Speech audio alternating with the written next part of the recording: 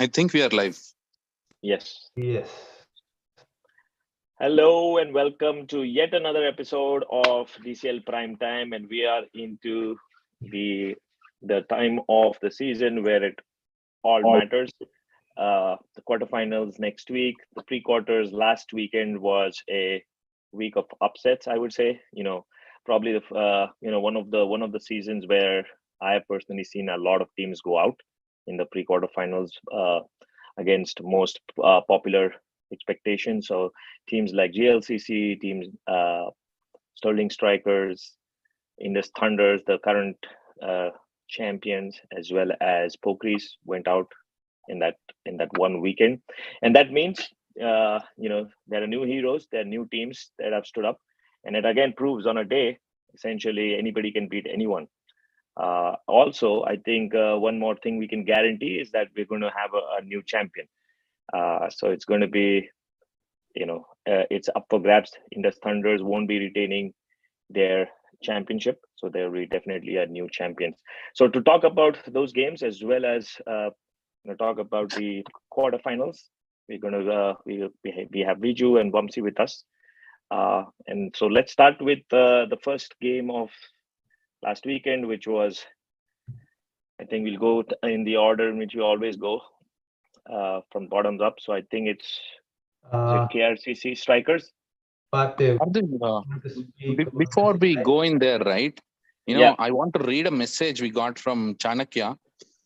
That's Vamsi, can you turn on your video? Oh, He is working meanwhile. Oh, next 10 to 15 minutes. 15 minutes Viju. he will be on. okay. All right. yeah. But I Read want out to that read out a message. message that we got from Chanakya 60% into the game. Well, the headlines at halfway point, right? Do the strikers have any chance against the might of KRCC? How soon will Glads finish their pre-quarterfinals? Will Hawks have enough to stop the might of GLCC lineup? Will Pokies chase 100 plus with Vignesh already in the dugout for naught? Will Indus get to 130 plus when their best chasers are opening and in a hurry for F40? How will Legends batting lineup fare against the stacked bowling attack from Sterling Strikers? Who will blink first? Titans did half the job. Can they chase down the score now and knock out top seed? How much of the 50 plus target will Ravi Tejas score for stars?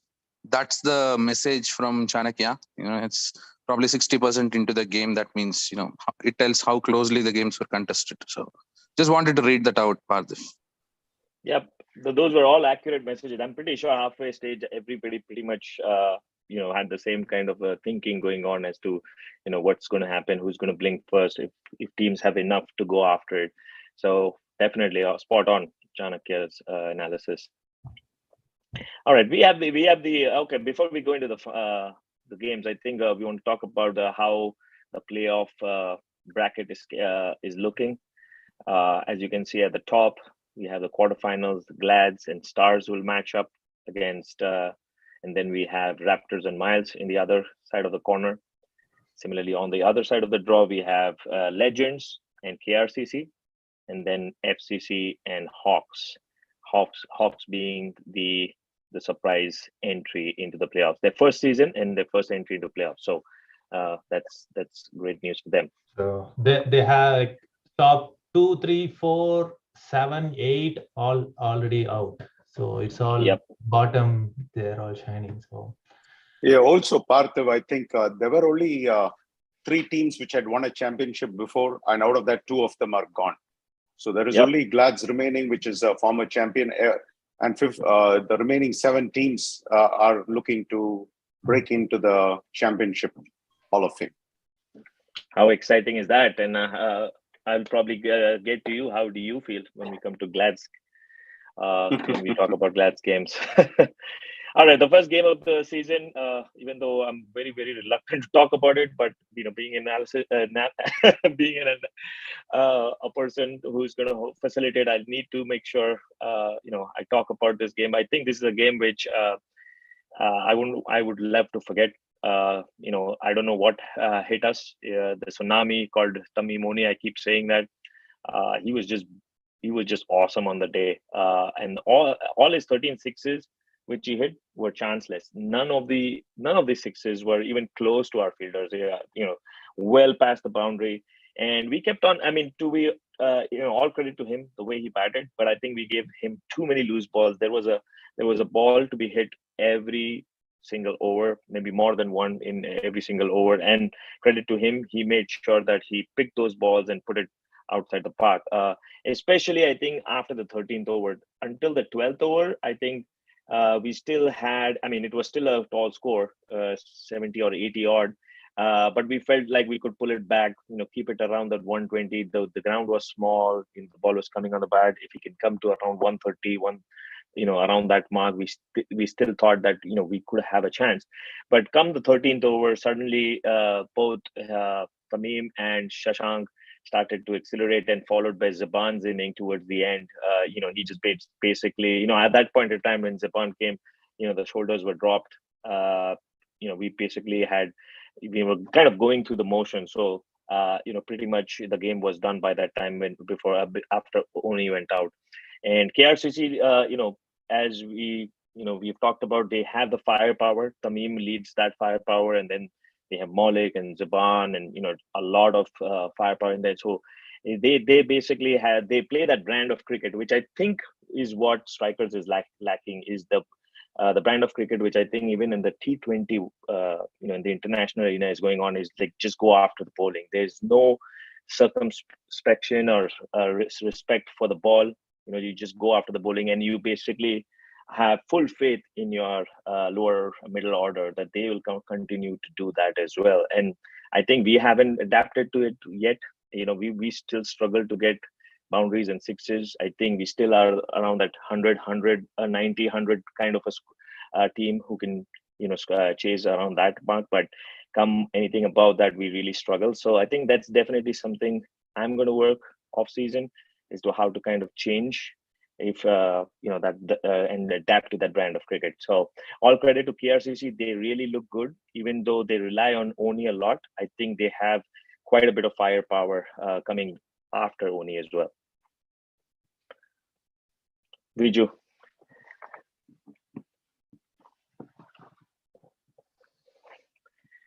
Is Viju still on? I don't know where is Viju. Vamsi, how about Sorry. Yeah, no, go ahead. Let There is. Vamsi start. Sorry. Go ahead, Vamsi. Let him go. Let Vamsi go ahead. Yeah, sure.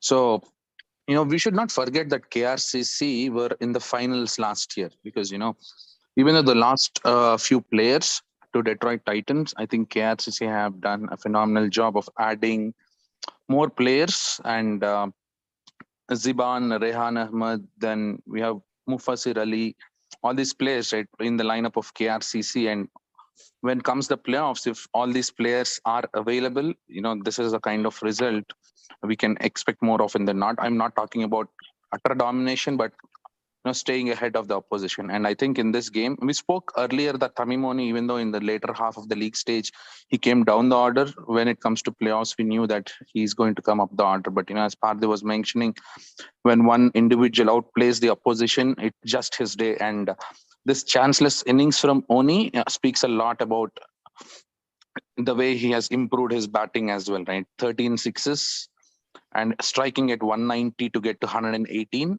It's not easy. Full credit to him. But also we need to acknowledge the second fiddle, right, which was played by Shashank, who scored 26 of 43. He gave that partnership of 94 alongside Oni. And once Oni got out, end of 20th over, right, the score was already reading 172.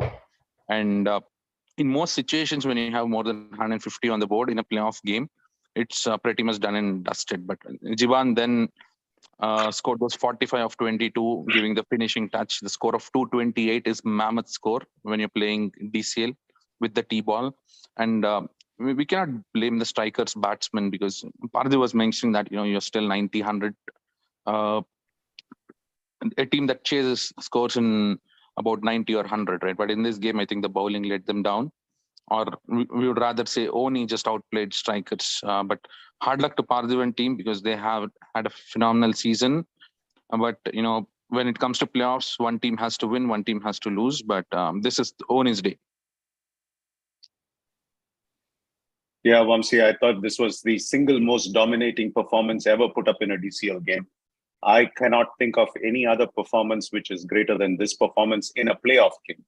This was a chanceless innings. That's what Parthiv himself told me, that there was no chance given by Oni. So it's not like somebody dropped him or something. So complete is the domination that he outscored strikers all by himself. It was merciless pounding right from the start.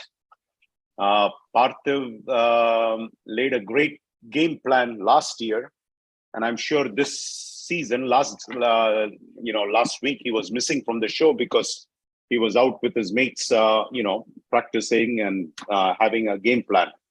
But Vamsi, I do not know if you have read that poem by Robert Burns. Robert Burns once said, this is the speaker in that poem actually is tilling a ground, and he's, as he's tilling a ground, basically he goes over a mouse's nest, and the mouse runs away in frightening and fear. And so Burns is relating that, and he says, but you, O mouse, you are not alone. In proving foresight may be vain.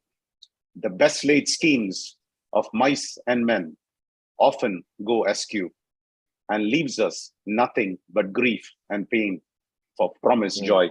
And so basically, that's where you get that line, the best laid plans of mice and men go askew. And basically, the Robert Burns in one stanza is saying that the mice laid out all these great plans, but he built a carefully built nest. But then, along came the sickle, and his mouse got destroyed. And so too, men make all the plans, but it may not come to fruition. Last year, it came to fruition. This year, it was a tsunami called Oni which hit him, and the hurricane called Ziban. And if you ask me, the strikers had a sandcastle built on that seashore, but when that tsunami and the hurricane came, that sandcastle went away.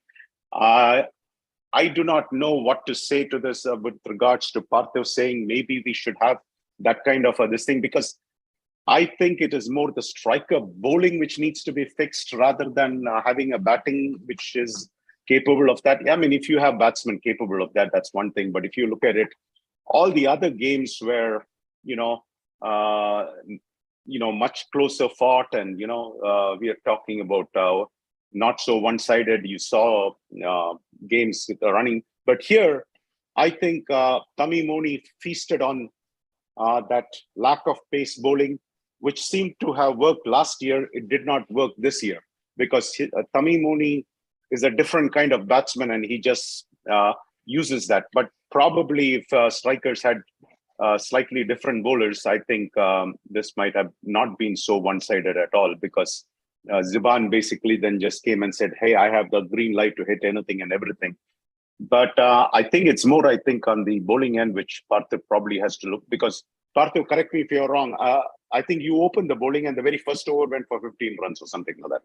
So that's right. I think it was basically from the word get-go. Yeah, so it's right. And then Kapil comes along and he has been bowling well and things like that. But probably he's not the kind of bowler who can bowl to Oni, because Oni is going to just feast on him. So it didn't matter whether it was, when is that you see Binod giving 5 overs, 34 runs? What I see is a lack of pace in all these guys, and Oni is having all the time in the world to blast it away. And so maybe if we had a different kind of a bowler there, probably might have seen a different outcome there. Yeah, I would say the assessment from last year to this year, I think we had pretty much the same bowling attack except for Vinayak. I think he bowls leg and off spin, like mixed. So we had a kind of similar bowling attack, lack of pace. But I think when you have lack of pace, I think your accuracy and your consistency plays a very important role. You need to pitch and bowl at the right areas all the time. And that's, I think, was the major difference between last year and this year. We kept bowling at the right areas. In this case, we did not. We gave, as I mentioned earlier, we kept giving full tosses and short balls, and every over had a couple of balls which were to Tamim's credit, he just basically made sure he took full toll of that. So I think it was the execution. The plan was there; it's similar, but the execution was not there, and I think that was the difference between last year as compared to this year.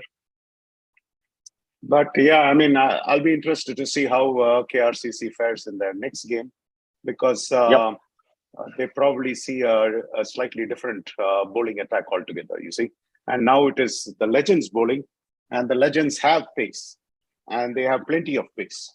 So there is no way I can see another score like this if KRCC gets to bat again, because you miss a ball, those guys are good enough to get your wicket. So I think between last game and this game, KRCC is going to see a world of difference in terms of the bowling styles. So anyway, congrats to KRCC and company. I mean, it was an outstanding game. So by Oni, so they would have probably got my game changer of the week if we had the game changer of the week award this week. But, so, but that's about it. I mean, it's nothing much more to say. Good luck to strikers in the off season. I think it's the bowling which has to be fixed, Partha. I think more than the batting. I think the batting is there. Most games you can win with 90, 100 runs. But I think the bowling is where probably it's that bit too slow right now. Yep. I think that is definitely something which we'll be working and looking into. All right. We move to the next game of the week, which wasn't that one side. It was another one-sided, but not as high scoring as the previous one. Patriots won the toss, elected to bat, which I think most teams in playoffs do, but they never really got going. I think the Glad's bowling attack, was always on it. Kept picking wickets at regular intervals, especially towards the end of the innings. I think they summed it up really well. At one stage, I think they were looking around that 90 odd mark, but the last probably 5 wickets fell in a hurry, like 10 runs. That made that score that much easier for Glad's to chase. 71 in a pre-quarter final. You take that any day. Glad's, surprisingly, I was surprised to see a lot of these players playing. So I was surprised to see Arjun being there. I expected him to go to the F40 game, and he opened as well, and he basically, as he always does, made the difference in the batting. He ensured, even though 72 wasn't a big target, his 33 runs, almost half the runs, he made sure he scored, and made sure that the team got through pretty easily. It was a canter in the end. But to be honest, I think Patriots this season, all credit to them. At the start of the season, I think they were looking down and out. They fought through their way, came to the pre-quarterfinals. Although I think they were still missing that X factor. They have a good team. They have a lot of great contributors, but I think they still lack some an X factor in them. And I think that basically showed up in this game as well. They never really had one player who could hold and make a decent contribution. If you look at all the games that we see today, there's always one player who stood out from a bowling and batting perspective. In this game, we didn't see that happen. And the wickets were, shared between the Glad bowlers. Everybody got a chance. Everybody picked up a wicket or two, and fairly easy game. And so Glad's would be happy to go through unscathed. No repetition of last time, and they'll be facing stars, the likes of Ravi Teja and Deepak Tiriyappa. So mouth-watering contest next up. Yeah, Parthav, it's going to be exactly opposite to the kind of bowling which we faced against Patriots when we run against stars. It's a world of difference. The bowling styles are completely different. I think the striker bowling and the Patriots bowling are similar. And that's why I would say that if Patriots played KRCC would probably be scoring a lot of runs because that's the kind of bowling which KRCC likes to feast upon. And there are plenty of those bowlers. And so, but in this game, I think Balaji played really well. But coming to the toss, Parthiv, I wanted to ask you a question. Yep. Now, this is where the difference between me and Satya comes out, all right? 8:45, Glads have only 6 players, all right? Venkat Badnala comes and tells Satya, you have only 6 players in the dugout. We're claiming the toss. Now, if I was in Satya's place, I would have said, sure, you can claim the toss, but I want the decision right Now, because that's what the rule book says. The rule book says, if you're going to implement the rule book, I'm also going to implement the rule book. And I'm going to say, give the decision right now. But that did not happen. And Satya got taken to school by Vadnala, who showed all his playoff experience. And he took a good 15, 20 minutes before he decided what he's going to do. Viju. Yeah. Plus, Yeah. Nitin asked for climbing the toss, okay? The first thing. Okay. Second thing, as soon as he said, I asked the umpire what they are going to do. He immediately said, without putting the 11, I don't say. So that is also in the rule. The playing 11 has to be declared, then the toss has to be done, and then you have to say immediately. Okay. So none of those things were. You could But not. that is. Yeah, like I can't help. Like he said, he has to put 11 and then tell. Like I was setting up the field to start the game. I did not have time to put the 11 and ask. Yeah, so you should have said, okay, I'm putting the 11 down. Yeah, I'm going to put the 11 down. That's what I would have done. Parthu, isn't that what you would have done? Yes, and I think that is spot on. I think that's something which I've noticed a lot of as well. Like a lot of captains do that. At the toss, they'll probably say, "Oh, I'm going to tell you in a few minutes," and go into the dugout. And I basically do the same thing. Tell me now. You have had plenty. I'm pretty sure you have plenty of time to chew over it, especially in the playoffs. You've talked about it throughout the week. So if you are not prepared, that is just showing that how lack of Parthiv, there is no way I would accept it. I would say, Vadnala, you need, or Nitin, you need to tell it right now. If you're not telling it, I'm not conceding the toss either, because you're not following the rule. I'm also not following the rule. Yes, you can claim the toss, but you need to tell it right there, because that is also in the rule book. And if the playing 11 needs to be declared, declare the playing 11. You declare your playing 11 and I'll declare my playing 11, and then we'll go and do the toss. But our friend Satya, got taken for school. I heard it and I started laughing, because I said, wow, this is something which Satya needs to learn. Because if it was Parthiv, if it was me, if it was Samish, guess what? None of us would accept it. There is no way that toss would have been conceded. But having conceded the toss, Parthiv, I was then surprised that they didn't ask us to bat. Because I would have thought that when they saw Arjun's name there and, Hardeep's name there, that, they'll say, okay, maybe they should, let's make them feel the second time around. But Parthiv, let me tell you something. I knew that would happen. If that would happen, I had already got my players to understand, until the DCL game gets over, they are not leaving the field. And if they were not ready for that, guess what? They were not going to be in the playing 11. Simple as that. So we had some so you were asking a question whether I was surprised, but we also were prepared that, this might happen. And if this might happen, well, guess what? Our guys can't leave early. So there was already a late start which was happening, but we were also very clear that, you can't, unless you finish the DCL game, you cannot go to the next game. But coming back to the game, again, I thought they needed a little more contribution other than from Balaji. I think when you score, we gave 17 extras. I mean, this is the Glatz team that I know. But when you score only 54 off the bat, I don't think that is good enough to win a playoff game, is what I feel. But I think the Glatz skipper needs to learn a few things. But the first thing he has to do is fix the whites, where he himself is the biggest contributor to the whites. And so he needs to stop that. And he can't come up with excuses every week. Oh, the ball slipped. No. At some point, the ball has to stop slipping, right? I mean, he still had 4 overs, 9 runs, 1 wicket. I agree.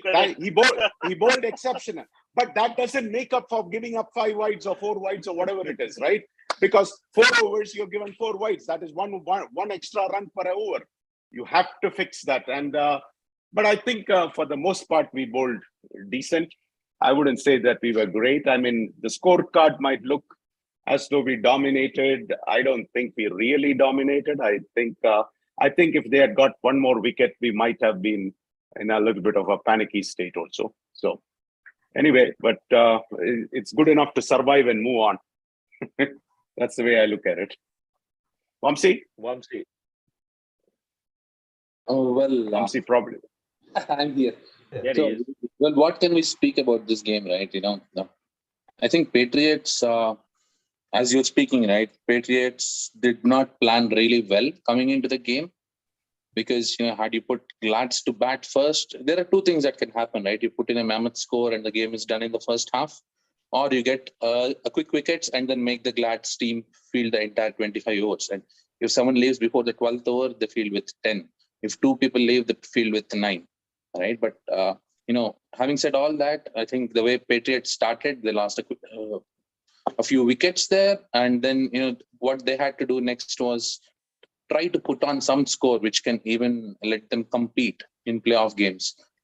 And I think 71 is not enough, not at all enough, but they lost a lot of wickets. I think that's where you are playing through the season. You're bound to play good teams when you get into the playoffs. And last week, one of our guests, he was mentioning that Patriots get to the playoffs, but then they give it away. So same thing happened in this game. 71 is not good enough. Get to at least 90, 100. That lets you keep some pressure on the opposition. Vamsi, I think if they had batted first, which I don't have any problem with that. I mean, in this league, most teams, when they win the toss, they bat first. I think if Patriots had put 90 on the board, I think Glads would have had some serious issues. That's my personal opinion. I didn't see anything wrong with the decision, but as you said, Vamsi, we also knew that we might be asked to field. So we already had everybody prepared to field the entire 25 overs. So they wouldn't have got that advantage no matter what happened. So under those circumstances, if you look at it, their decision to bat first was not wrong at all, in the sense that we were going to field the entire 25 overs come what may. So otherwise you would not be in the playing 11. 100% I can assure you that. There is no way we would field with 10 people in a playoff game. We already saw what happens when we ran into dynamites. You give extra 15, 20 runs when you don't have one fielder there. Yeah. Well, I kind of disagree with that. But I don't think even with the 20 runs, the Gladiators would have struggled, because I think knowing the nature of the score, I think it does impact how you play. So if it was 90, I'm pretty sure people would have played with a different style and how they would have approached the score. But it would have still been an easy game in terms of the kind of depth you have in the batting. So I mean, I'm not saying that Glads might have lost, but it at least puts a question mark, saying that 90 or 100 is a cautious score.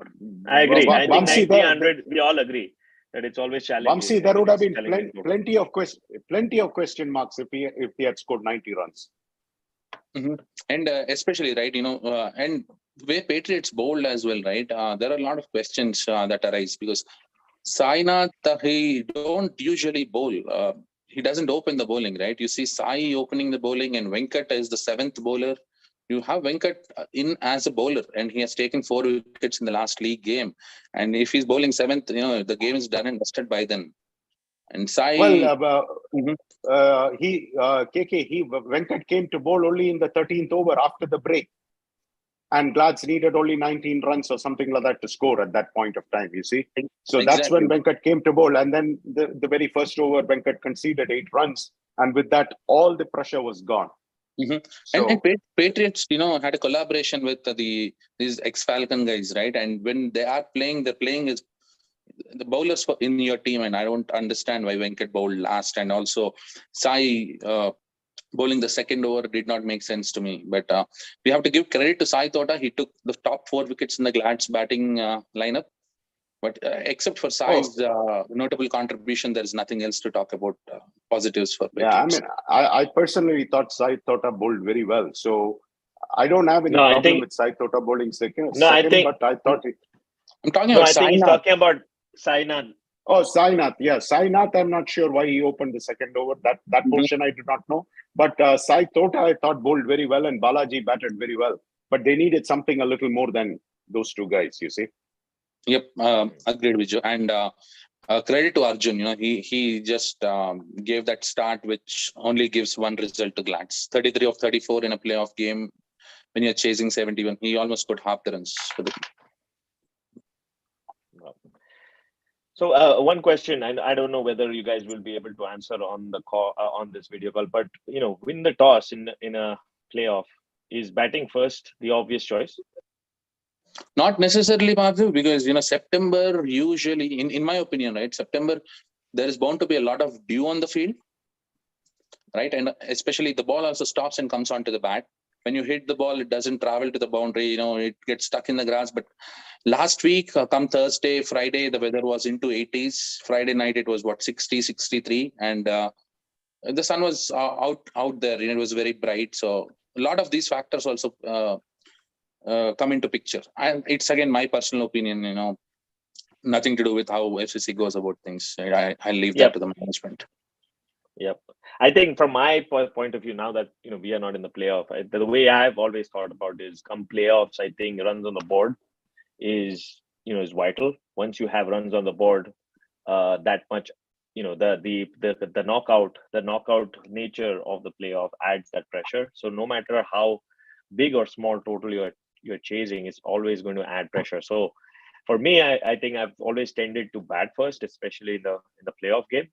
But just was curious as to what you guys thought about it.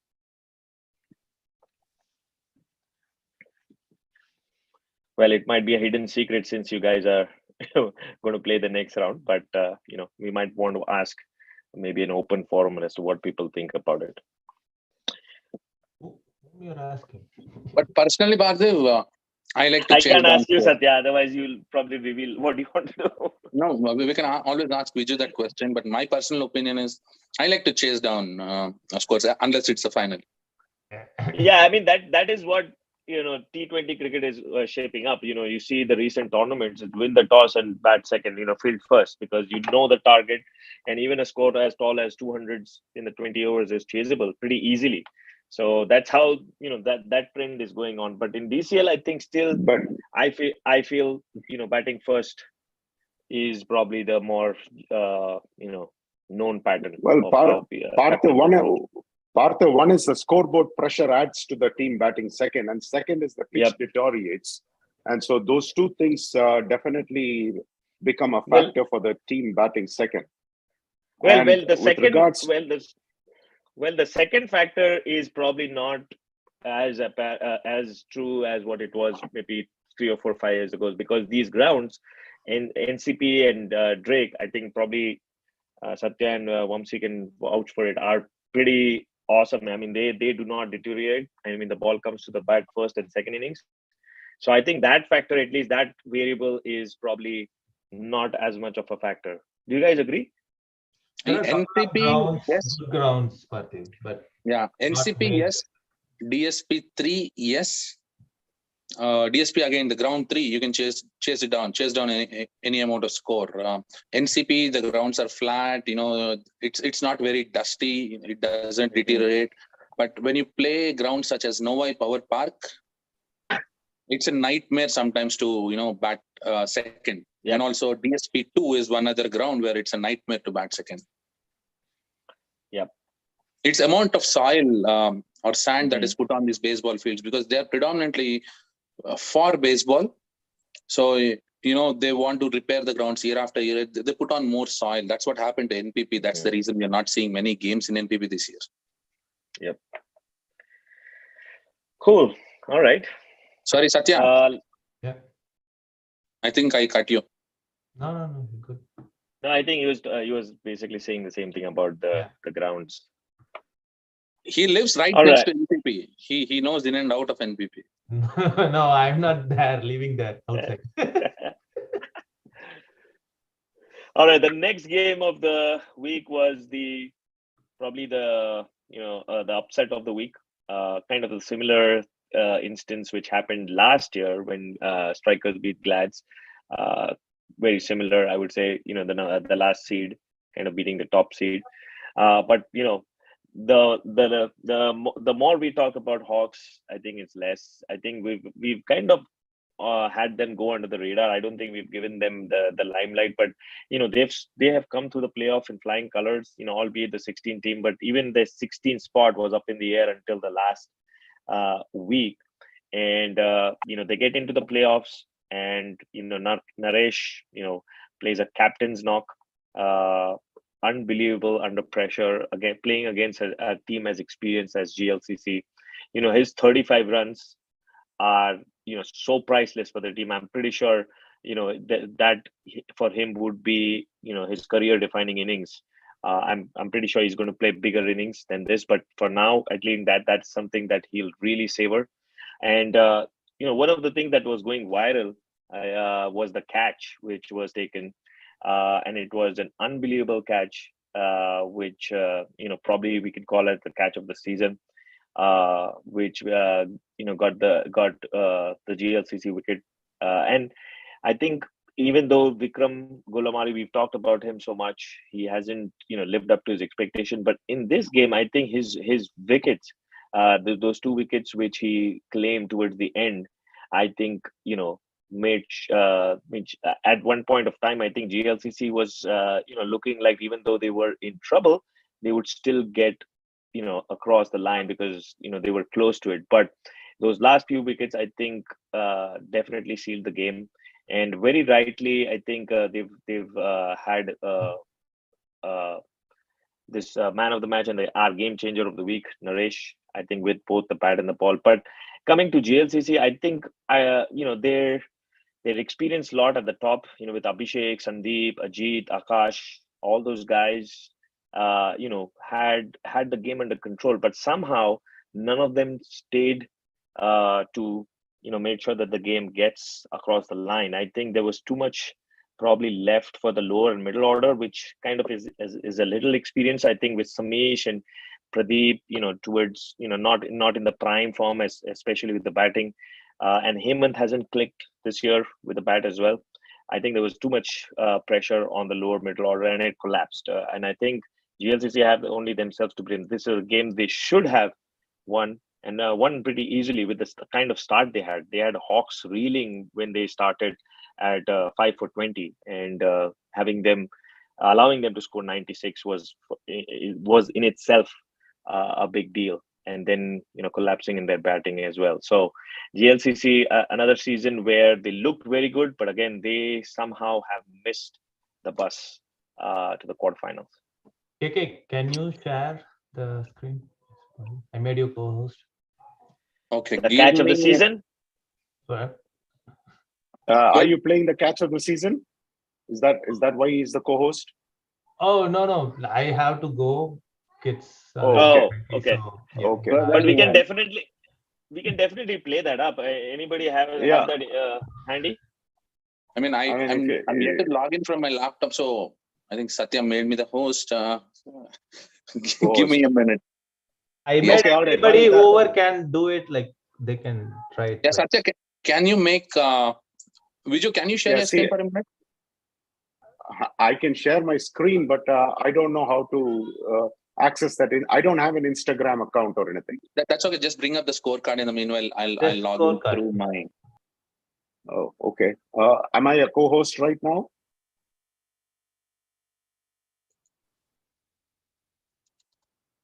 Satya? Yeah, I've got the link. You want me to share? So, yeah, go ahead. Are you able to see my screen or no? Yes, we can see your screen.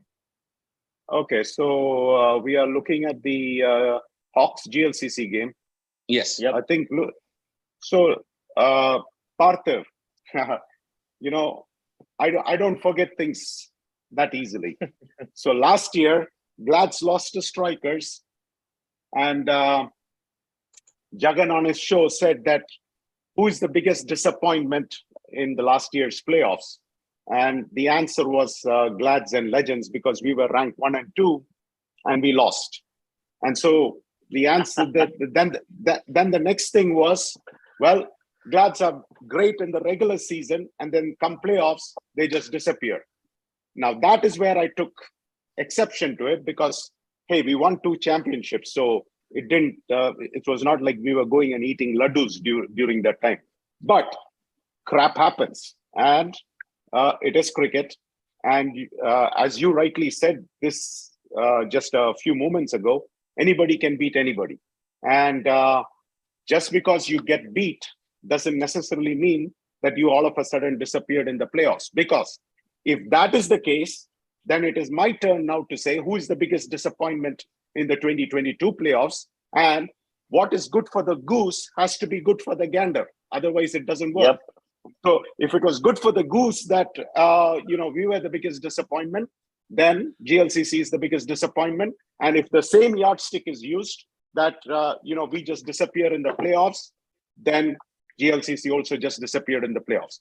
I somehow do not think that that's oversimplification, and that's not fair, because here is a team which has won 4 championships. It's just that their opponents had a game plan. They stuck to their game plan. Hawks, if you look at it, every game they seem to be scoring between 90 and 105. You see, somewhere around that range is where they seem to be stuck. And they put 96. They batted first. Here is again the question. 96 on the board. Even an experienced team like GLCC found the, going tough. And I still think advantage to batting first always is there.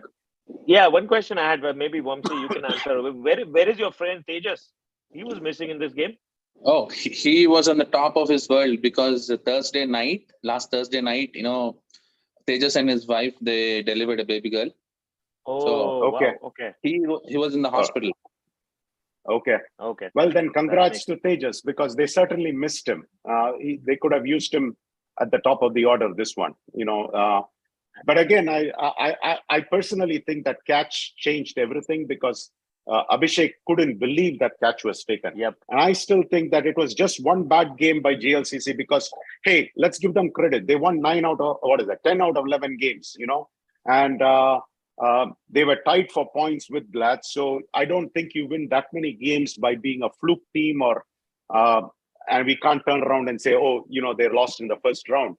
But at the same time, you have to give credit to Hawks, because Hawks played right out of their mind, and Naresh had a fantastic game. But Vikram Reddy also gave him solid support, as did that gentleman by the name of Shashank. Now, These 3 guys came and played. I know that when Glads were looking at number 1 seed, I personally did not want to play Legends. Satya did not want to play Hawks. So we had our personal preferences that we don't want to play these 2 teams. But I am not sure why Satya did not want to play Hawks, but he felt that Hawks were pretty decent, and there were a lot of unknown factors. And maybe that unknown factors came out in this thing. But if you look at that catch, that was an incredible catch. But this was a fabulous game by Hawks. I think it was a subpar performance from GLCC. I think the 2 guys who are probably should take most of the blame are Hemant Cheluvaiya, and there's a guy by the name of Nikunj Patel. I don't know who is Nikunj Patel, but he gave up a lot of runs. In 3 overs, he gave up 23 runs. And same thing, Hemant Cheluvaiya, you don't expect him to give 5 overs, 27 runs or something along those lines, you see. So that's a problem, because when your 2 premium bowlers gives that many runs and he's picking only 1 wicket, that's where the problem is, because the legendary Samish is still bowling great. He still picked up 4 wickets. And if you ask me, that was a money pick in the fantasy draft for me to go after Samish and not pick Mufassir, because and Akash did what he can do as a skipper. And Viral bowled well. But I think that the 2 guys who really need to do is Hemant, and even Pradeep bowled well. So, but the Nikunj over 3 overs, 22 runs in a playoff game, that's a little too much, especially, you don't expect that to happen. And then 96, I still felt, remember last week, Parthiv, I said that they need to get to 110 to put pressure on GLCC. If you had asked me 96, whether it will put pressure on GLCC, my answer is it's a decent score, but probably a subpar for a team as good as GLCC. That's just my thought on it. But anyway, congrats to Hawks. It was a fantastic effort. Yeah, just to add there, I think you are spot on. I think their bowling definitely looked had a lack of depth. I think they missed quite a few number of players. Not that they should take it as an excuse, but I'm wondering where are the likes of Ashraf, Navpreet. I can think about these 2. Who else? Let me talk about it, right, Parthiv? Ranveer and Ranveer. Yep.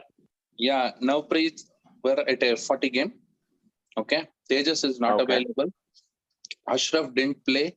Manish didn't play. And I think, it's the GLC lineup that is also the reason why they were not able to chase down that score. And From what I came to know, the GLCC skipper somehow forgot that Hemant is still in the dugout. That is the reason Hemant played 6 down. Really? That I mean, is shocking. Yeah, that I is find really that shock- shocking to me as well. Are you telling me with Samish there, still the skipper forgot that? Samish is not the skipper. I know, Akash but is. yeah, I know. But then, are you telling me that Samish wouldn't have told him, "Hey, Hemant is yet to bat"? Hemant batted after Samish. If you look at the scorecard. Yes, yeah. Maybe they Hemant- were keeping him. Maybe they were keeping him to chase down the total. Hemant is never a guy who goes bang bang at the end. Hemant is a guy who builds the innings. He comes 1 down, 2 down. He builds through the innings, and the rest of the team plays around him. That is the kind of player Hemant is. Look at all his previous scores. Wherever he got big scores, it's not when he bats such a deep down the order. But I think that was a strategic blunder from GLCC. I mean, Yep. and also the likes of I would have replaced Ankit and Nikunj and probably got Ashraf, because Ashraf is a guy who is very helpful in playoffs. He knows what he is doing. He might be a little slow between the wickets, but he exactly knows not to throw away wickets and chase down the scores. Vamsi, I can pretty confidently say if Ashraf was available, GLCC would have played Ashraf. I'm willing to take a bet on that. I'm willing to take a bet. I do not know if he was available or not available, but my feeling is, knowing Samish, he would not. He would have insisted to Akash that you know what? If Ashraf is available, Ashraf has to play. That's a no-brainer for me. And my feeling is he would have played. But remember, Ashraf only played 3 games this season, just bare minimum games to qualify. So maybe his availability was always a question mark throughout the season. I can easily see Pradeep Kalmat sitting out for Ashraf. Yep, or Nikunj, or Ankit, right? Or Sudeep. You can sit out any of these. I think, I mean, so that's where I think availability probably was an issue. Yeah, that's what normally they would do. Pradeep would basically bowl his 5 overs, and surprising that he's only bowled 2 overs. So that was another one which I think is the trick. Also, those 2 overs, if you ask me, were very economical overs. If you ask me, he picked up a wicket, which is why I was surprised that he only bowled 2 overs. You see, I would have not allowed this Nikunj Patel to bowl, because when you have Pradeep Kalmat who's giving 5 runs. Yeah, I'm getting in messages that Ashraf stopped playing a few months back due to personal issues. So that's the reason. Okay. But see, there you have the answer. Yeah, I told you if he was available, right? Enough said about what GLCC didn't do. I want to give credit to the way Hawks played, because earlier in the season, when Hawks beat Sterling Strikers, Naresh Arkat comes in a similar situation. He scores 42. Then they get the score about 100. Then, they bundle Sterling Strikers before they reach the target. And the Indus Thunders game too, it was a Naresh and one more person called Rakshit. They put on 20 odd and they bowled well, contained. And in this game, they followed the same template. I mean, not losing the wickets up front, but, they lost wickets up front, but their skipper was there. The sixes that he hit, I watched the video. They were humongous. Each 6 was about, 10, 15 yards after the boundary line. There was no chance for any fielder to catch them. He has played a fantastic captain's knock there. And Hawks this year, for me personally, they are the giant killers. Yep. I spoke last week saying that partly out of the top 5, right, from the pool, which got into the playoffs in Pool A, Hawks is the only team that beat both Sterling Strikers as well as Indus Thunders. They lost to Raptors, but out of these top 3, they beat 2 teams, which means that gives them a lot of confidence, and they don't care who the opposition is, right? Because they've lost to teams which are ranked way below them, but they won these bigger games. That also gives them a lot of confidence coming into the game. And they deserve all the glory and all the accolades that they're getting over the past week. Vamsi, what they have done this year has not been done ever before, in the sense that they not only made the playoffs, they also said hasta la vista baby to GLCC, which was ranked number 2 in the playoffs, you see. So it's not some average team that they beat and got into the playoffs, and then in the playoffs they beat some other average team. This is an exceptional team, which is a former champion and things like that. None of us saw that coming. Everybody said the GLCC bowling is the best bowling in the business, or probably the best bowling. And GLCC has beaten KRCC and Stars and things like that. So you wouldn't think that this outcome was there. But then let's give credit to these guys. These guys are coming and playing absolutely lights out, top quality cricket, risk-free cricket, and asking questions. And whenever they have asked questions, the other team doesn't seem to have the answers. Now I can understand probably why Satya did not want to face them. But, I mean, I know the Glad skipper did not want to see Hawks in the first round. But that's okay. On the other hand, I did not want to see my friend Satish Belamukunda and Legends in the first round. So eventually we both got what we wanted. Yeah, we all have our favorite and not so favorites, right? Now the question begs is, now that Hawks have basically raised that expectation, now basically there is a new set of expectation on them. Now they're no longer going to be considered as the outright underdogs. Yes, they're still underdogs against the next set of opponents, but still now they come with a reputation. So that's going to increase that pressure. So can they replicate the performance at GLCC? That's something which is going to add a little pressure to them. But if they play that brand of cricket they've been playing, risk-free cricket, no respect for the opposition, no respect for who comes what, I think that's what I think they should approach, and their strategy should be just continue playing as any other game. And when Naresh came on the show, sorry Viju, I'll take a minute.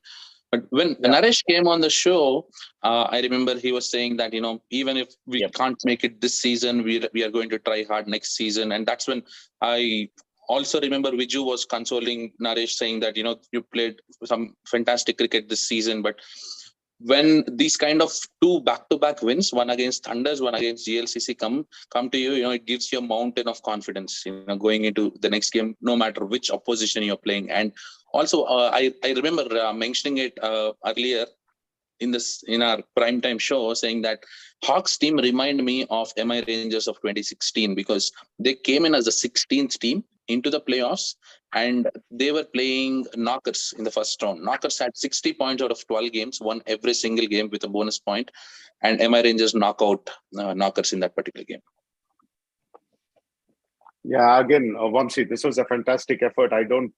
This is not a flash in the pan. This was a fabulous effort by that team. But I think I first noticed more about Hawks when Naresh came on the show, and he did a fantastic presentation of his team.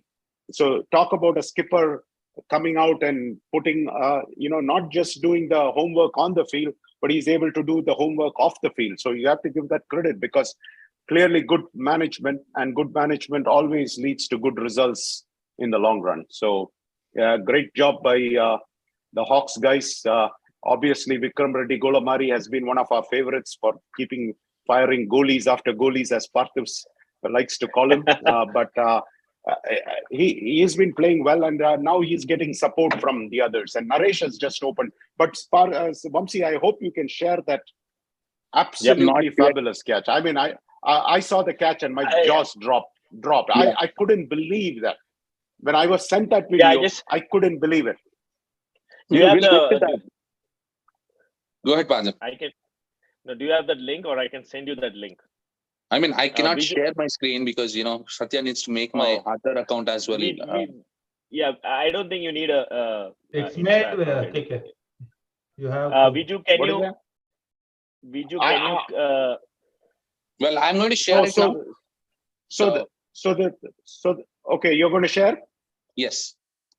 Okay, good. I said, yeah, there you go. So this is the Hawks Cricket Instagram account, and here is where the video is.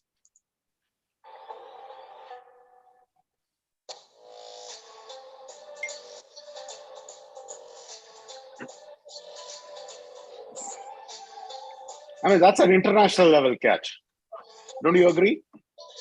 Absolutely. And I think I was going to say, sometimes, I've seen, not that I'm putting the catch down, but I've seen better catches in DCL.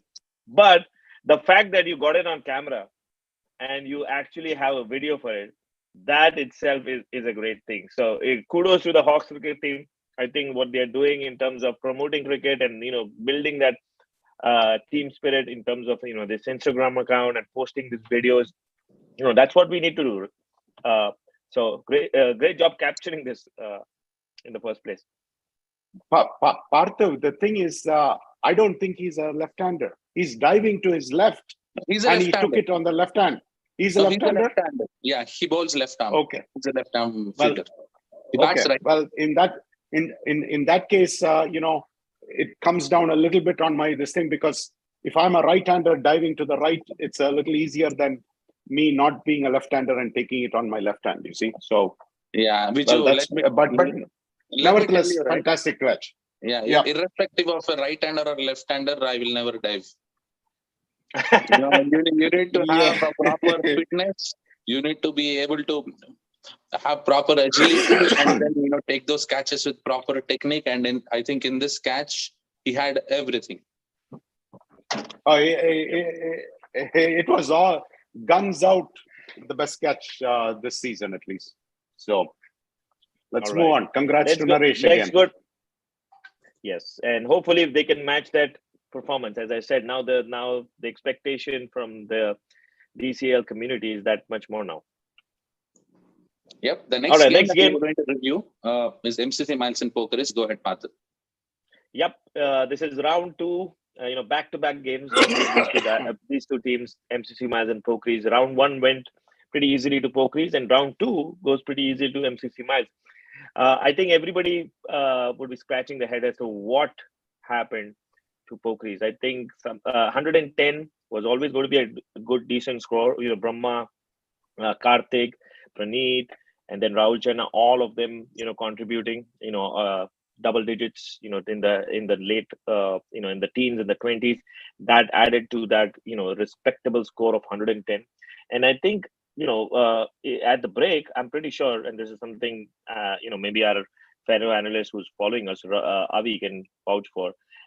Pokies would have been very, very, I don't think very, but I would say they would be satisfied, looking at 110 at the scoreboard. Again, in this game too, like last game, Vignesh was the chief destroyer. He picked up 4 wickets, and I'm pretty sure Pokies would have been expecting a similar kind of start and an innings from him. But, come first ball, Vignesh is out the very first ball, and that basically just triggered a collapse, which I don't think anybody expected. At one point of time, Pokies was, looking at their lowest score ever recorded in DCL, as far as I know.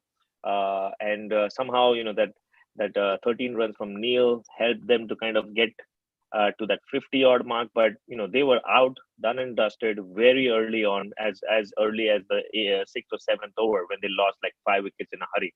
So, I'm not sure if Ravi can explain, because I'm pretty sure he's also trying to figure out what went wrong. But, it was just a batting collapse from Pokies. They had full strength. So that wasn't, a case where they were missing out players. They had pretty much everyone available who has been with them all throughout the season. And, the batting order looked pretty solid. There weren't much of experimentation. You had your Vignesh and the Saran and Neil coming at the top order. So it was just one of those days where, just happened to be Miles' day. And, round 2 goes to Miles, but it happened when it actually mattered. Well said, Partha.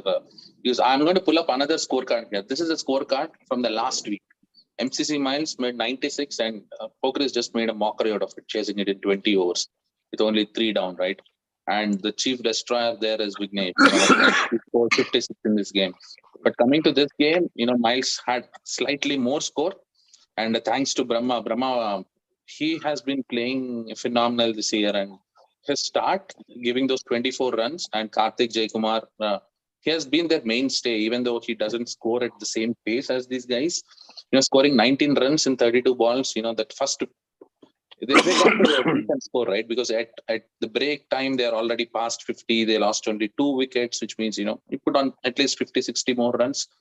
And Rahul Chenna, he has been informed, I've been talking about it. earlier this season. It's the second half, he has come back to form, and he has scored those 23 runs. And at one time, I thought they will be scoring more than that, because at the 22nd over mark, they were about 105, and they only got 5 runs in the last 3 overs. But 110 is a good score. Coming to bowling, Poker is bowling, right? Ravi Narla did not have a great day. He leaked 33 runs, and along with him, Neil also leaked at 6.6 runs an over. So these two guys in 8 overs giving away half the Miles score. Even though the rest of the team, led by Vignesh, right? He was the pick of the bowlers, 4 for 21 and 4.3. 110 with Poker's lineup, I thought it's chaseable, but again, I somehow feel that Arun Tinkaran coming at number 5 did not make sense to me, because I thought that's a position either Satish or Avinash needs to come and need to stabilize, so that the likes of Arun and Amit Sivarai, they can go all guns blazing at a later point. That's the strategic blunder, I thought, which Poker is made, because they exposed their hard-hitting batsman Arun right up the order. Well, Parthiv, last week itself, I said that you rarely can beat a very good team 2 weeks in a row. And if you remember, all of you guys picked Pokies and I picked MCC Miles. Because there is this, if you go and watch all these professional games, you might see a lopsided game 1 week, and the very next week when they go, the good teams always make adjustments, and rarely you'll see back-to-back wins. And that's exactly because one thing is the team which won first takes it a little bit easier. Alabama played, Georgia. They beat Georgia and pounded them in the SEC championship game, but they went to the national championship game. It was the other way around. And that's what happens. The good teams make adjustments. They go and the hunger is even more. And I think here, yes, Vignesh had a fantastic game the previous gun, but the moment the first ball, Vignesh is gone. I think Pokies were on the back foot and they never recovered from that. And this was absolutely one-sided, just like the first game was one-sided. And with regards to what went wrong is what Vamsi asked. One of the sources who texted me said, what happened is we played like crap and lost our heads. So that's what, somebody on the ground is saying, with regards to how Pokies played on this one. But again, going in with a good seeding, number 4, that's a pretty good seeding. Overall, number 4. They had a fabulous season, but MCC Miles is a very good team. I mean, I realized that when Glad's played MCC Miles, and after that, I was picking MCC Miles all through, if I could help it. So I'm not surprised by that, but the lopsidedness certainly was a little surprising. I expected Miles to win, but not this convincingly. Well, let's move on to the next game. Yeah, the next game was another upset of the week. The defending champions Indus Thunders going out to FCC, and I think part of this defeat can be attributed to the F40 clash, which prompted Indus Thunders to do things slightly differently as they would have done, especially the batting order. They were batting second, and the likes of Bangera and Manoj Singh. I'm guessing that they had commitments. They wanted to make sure that they honored their F40 commitments as well. So obviously that was a gamble to send them up front. They are your top 2 batsmen, and they come towards and time after time. If you look up all the Thunders championships playoff performances, Bangera and Manoj Singh are coming in the middle order, and they basically make sure that they're either there towards the end, give it that stability and make sure either they're chasing or putting up a score. Their contribution, their foundation plays a very important role. In this case, I think even though you see contributions from them, but I think once they got out, I think the middle order, even though Sandeep and Naresh, and I was basically on the other side of the ground which they were playing. At one point of time, it looked fairly in control, But it was towards the end that suddenly FCC, just picked up the bowling. All credit to, the fielding and their bowling. I think the runouts definitely played a very, very important role towards the end of the innings. Those crucial, and I think one of them was a awesome direct hit from either mid on or mid off. I don't remember, but it was probably a game changing run out towards the end of the innings, which I thought basically meant that that last 2 overs, not only were Indus Thunders behind in terms of the runs, but also they had quite a few wickets lost. So FCC, going back to talking about how they batted, I think all credit to their middle order: Hitesh, Prabhu, Shashank, yourself, Vamsi. I think you guys made sure with decent contributions and playing at a fairly brisk rate, you guys posted a total which I thought was always going to be a tall ask. No matter even if you are champions, 132 chasing is always going to be challenging. And Thunders would have been a little disappointed at the innings break to have conceded 132. I think they would have wanted a more 110 or 115 or so, 15 or 20 runs more. And one of the things which I saw in the bowling card, Praveen only bowled 1 over. He generally, bowls much more than that. And that was something maybe I don't know whether it was tactical or what was it, basically that he did not want to get tired to go into the F40 game. No idea as to what was the reason, but I would have expected him to bowl more than just the 1 over in a playoff game. So all in all, I think Indus Thunders, and this is probably they've got away with some of this thing in the league stage when they've had commitment from players, and they've had to play other players who aren't their top performers, and have had people go to F40 and they've lost some games or come close to losing some games. But come playoffs, I think this has badly impacted them. So, and I know this is an ongoing conversation, which I think there are always going to be two sides of it. But how do we ensure that our players, the likes of Manoj and Praveen, are playing pretty much all the important games? So I hate to see some of these things happen time and time again, where a team gets impacted with players trying to jump between DCL playoffs and Mishka playoffs.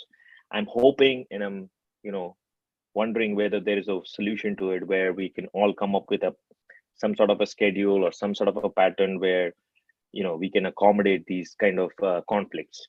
So that's my wishful thinking. Again, it goes in a lot. There's a lot of political situation. There's a lot of handshaking going to be happening. Needs to happen. A lot of things need to happen to make that possible. But that's just my idea. Parther, let me tell you one thing. That, you take out F40 from the equation, there will be some other league that comes into the picture, right? There are so many leagues running. There are so many knockouts going on. So it all boils down to how the teams can manage their own players. But I think in this game, at least, both the players, Manoj and Praveen, they gave them a good start. But before we get into the game, right, I think there's a lot of planning that went into the game, because the last time FCC played Thunders, we were 23 for 8 in that game when we were chasing about 100 runs. And after that game, I was mentioning that we did bowl really well, but it was just because of the dropped catches that, it cost us about 25 to 30 runs in that game. Coming into this game, the way the batsmen, it's probably the biggest ground I have ever played a DCL game on. It's the NCP Northwell ground 5. It's very big. Your normal twos are not twos. You'll get caught out, and it was 100, 120 was on the cards when you're playing in such a big ground. But the only factor that I was thinking about is the wind is opposite to the batsman. It was, coming back towards the leg side. So, which means you can hit boundaries onto the square leg area, but if you want to clear something towards long on or mid wicket, probably you will have to use your all might to hit that boundaries over there. In this game, all the batsmen played with intent. the first 12 overs, I did send out a text to Viju saying that the way the batsman went about it, I was very content and very happy to see that kind of a performance, from the batting dugout. It's been ages since I saw such a complete performance from batting unit, because we started slow, stayed cautious. At the break time, it was 12 overs, 36 for 2. But then you up the run rate, you ran aggressively between the wickets, and then hit the boundaries and finished off and hitting about 50 runs in the last 5 overs. That is how the game went about it. And there's a small change in the batting order as well. We have qualified a player called Hitesh to the playoffs, and he has played well this season. I mean, in the previous outings too, he had scores of 19, 14 in his 2 outings. In this game, he played very well for his 30 runs, striking about 75, 76 without any boundaries. Right, kept. And this guy is brand new. This guy is brand new to DCL, right? I haven't heard about him. I think he's played only 4 games, right? Was cute, but with the same bunch of guys, Pratik, Satish, Amit, all these folks played together, but kudos to Chance, he was able to rope him into the DCL unit as well, qualified him, and he played a very good hand in this game, because he was actually reverse sweeping the fast bowlers for 2s. He hit 3 2s in such a fashion, and when you as a bowler that it also is a bit demoralizing that a batsman is reverse sweeping you out of the ground for 2 runs. Who was he reverse sweeping? Okay, are you still able to listen to me? Yeah, we can hear you. You're kind of breaking up, but who was he reverse sweeping, Vamsi? He was reverse sweeping Jalaj. He was reverse sweeping Madhu Haveri. Okay. Yeah, I think he played a fantastic innings. I think I have some internet issues, so I just switched back to 5G, and probably Satya or Viju, you can take the screen sharing back, because I think my other Zoom account has been disconnected. I'll let Satya do, because he knows what he's doing as opposed to me. So, but I think go ahead. In this season, we have seen Shashank play this kind of innings at run a ball, scoring those 15, 20 runs. That was important.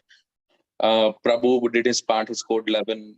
He gave that partnerships. What was more important is we kept on getting partnerships, right? Be it 15 runs, be it 20, 25, whatever it is. Except for that last wicket, last over wickets, there is not a single wicket where there were no partnerships. I think it is a testament to how the batsman played. And that last over, the last 2 balls, we were able to manage 8 runs. That 6 which Bhuvan hit actually hurt Thunders the most, because it was the difference between chasing a 125 and chasing 133. That was the difference. And when it came to bowling,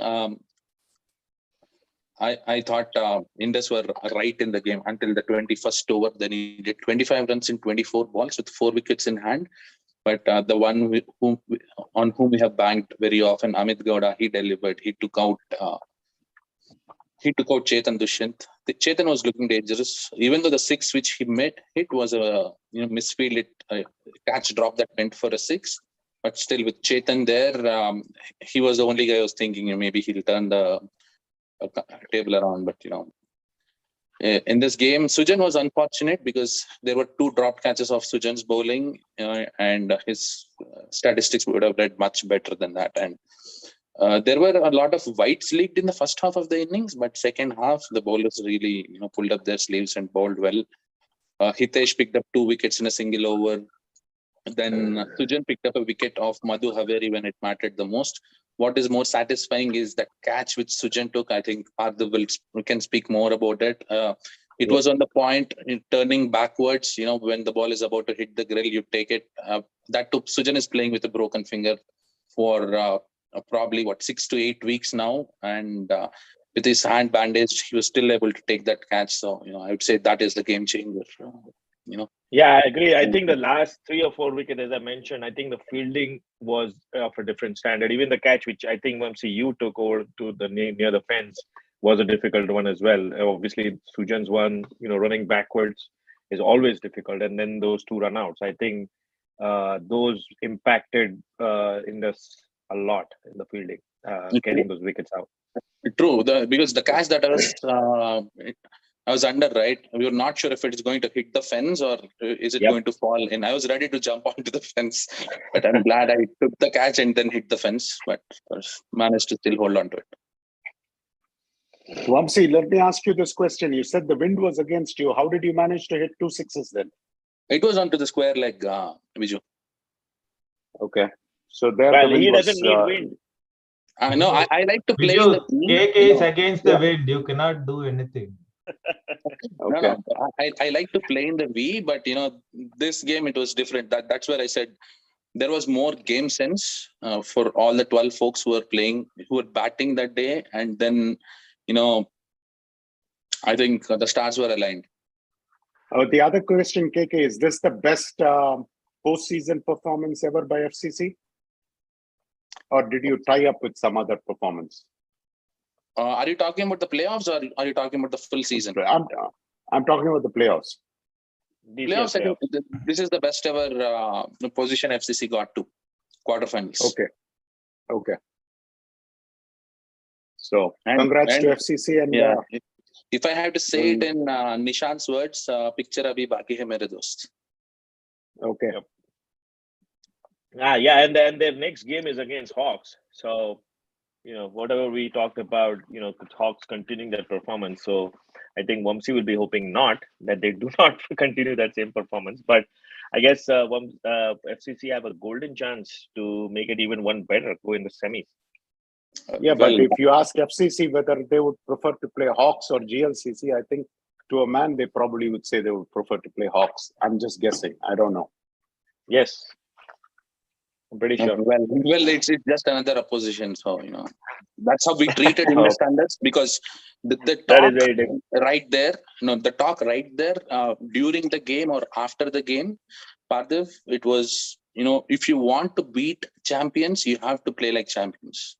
Yep, that is true. That is the attitude we went with. And even for every single wicket, the question was asked by one or the other guy in the huddle saying that, do you want to win or not? And then goes, whatever you say, 1, 2, 3, right? Do you want to win or not? Because that was very important, because 6 or 7 folks in this lineup did not ever play a DCL playoff. Well, Prabhu played a finals. I played some playoff games. Then Nishant did play some playoff games. Teju and Sujan played the most number of playoff games in the FCC unit. So, but the rest of the folks, it was their first season, the first time they're playing playoffs. So we had it was the responsibility of Prabhu, Sujan to talk it out. They did talk it out and they motivated the players. So all kudos to those folks. So basically, in the quarterfinals, when FCC plays Hawks, you're going to have 2 highly motivated teams who have played out of their skin to get to where you got to. And you basically, no stone will be left unturned to make sure that you get to the semifinals. Well, again, Viju, no matter which team gets into the semifinals, it's history in the making. I agree. Awesome. All right. Let's get to the next game. The real firecracker of our game.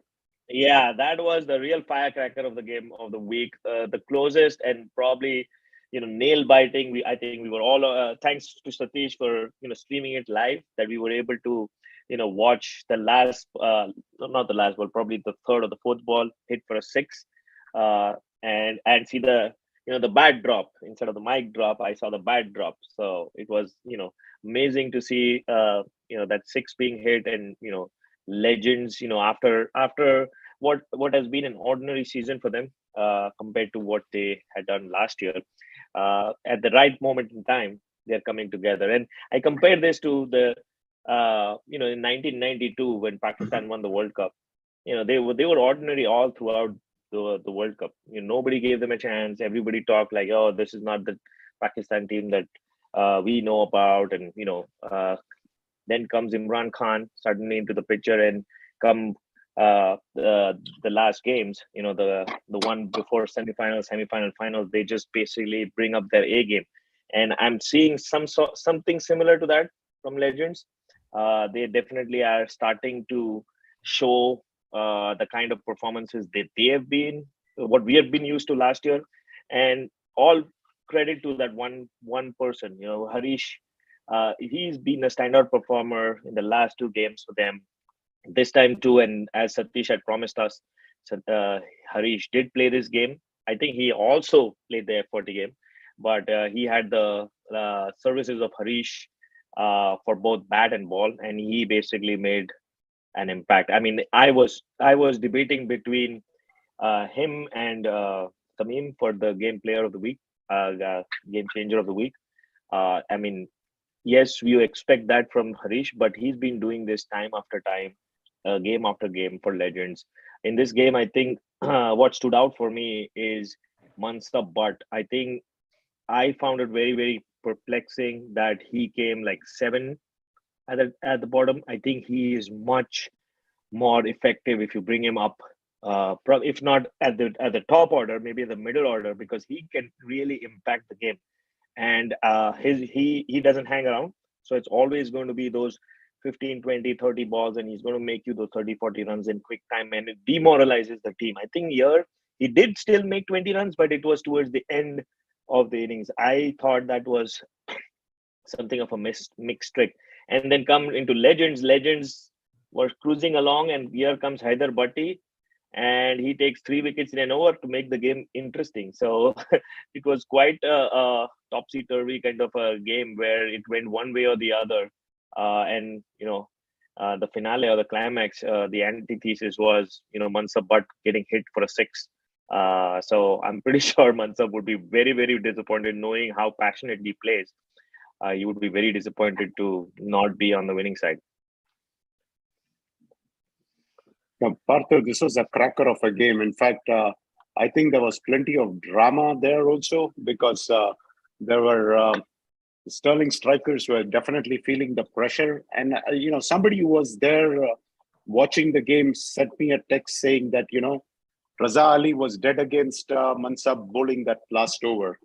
And I'm not sure if that is true, false, whatever it is, but it is somebody who was at the ground who sent me that information saying that, that Raza was dead against it. And then you could see Raza's reaction as soon as that 6 was hit. But I feel Sterling strikers probably should have pushed that pressure a little more and brought in maybe Mansab a little earlier in the bowling department.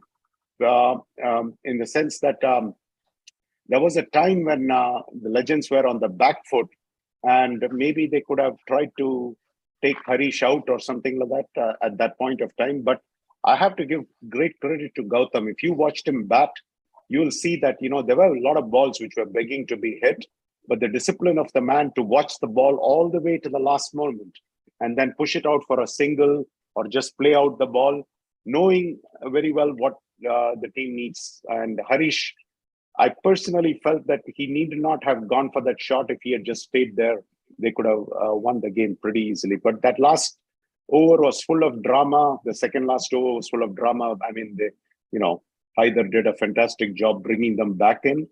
But then at the end of the day, I think the Sterling striker batsman did not perform, with the exception of Ali Abbas, you see.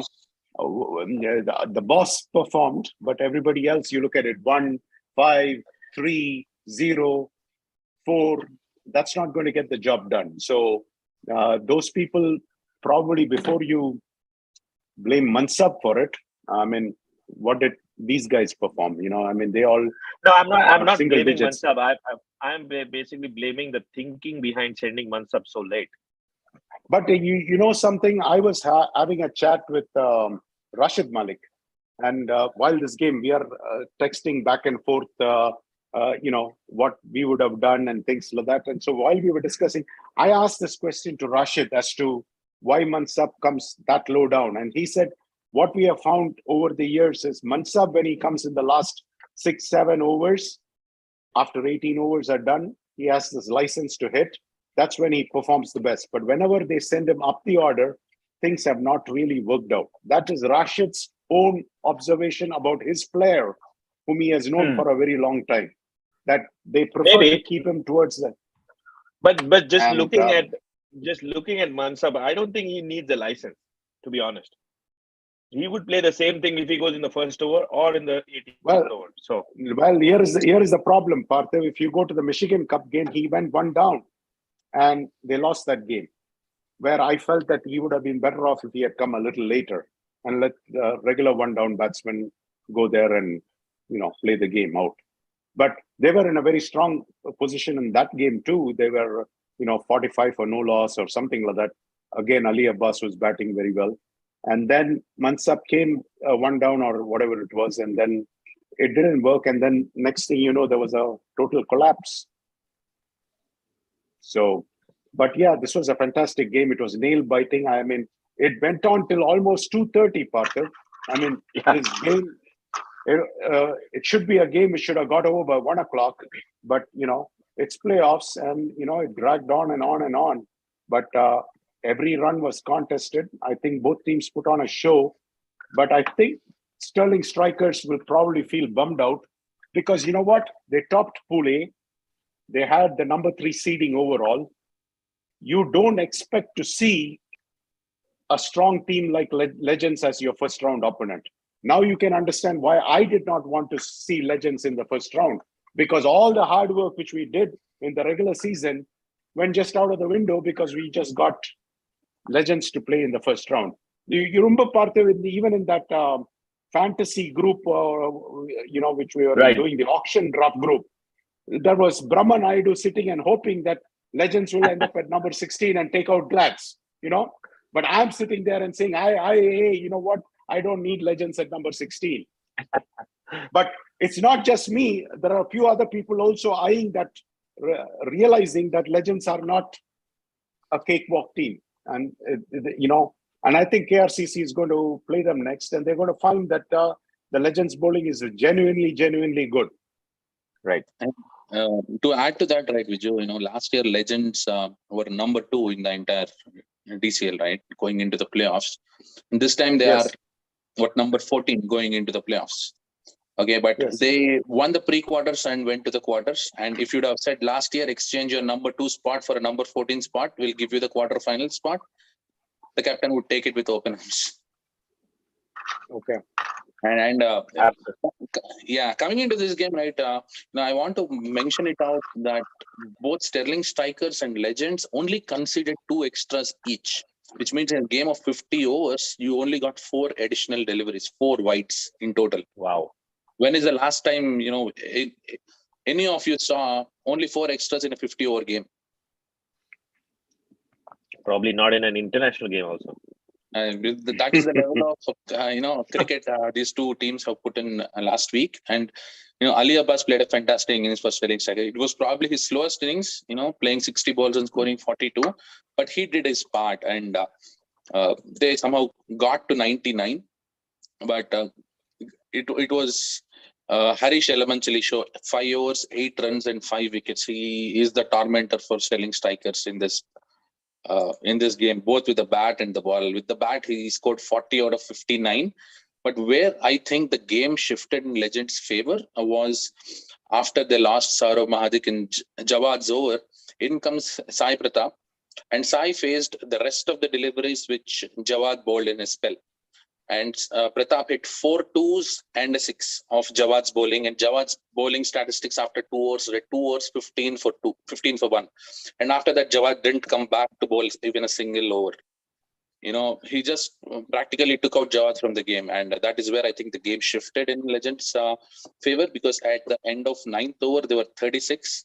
But at the end of 12th over, they were at 53. They needed only 47 in 13 overs. And that innings is very crucial, even though it was a little cameo. That was very important in the context of the game.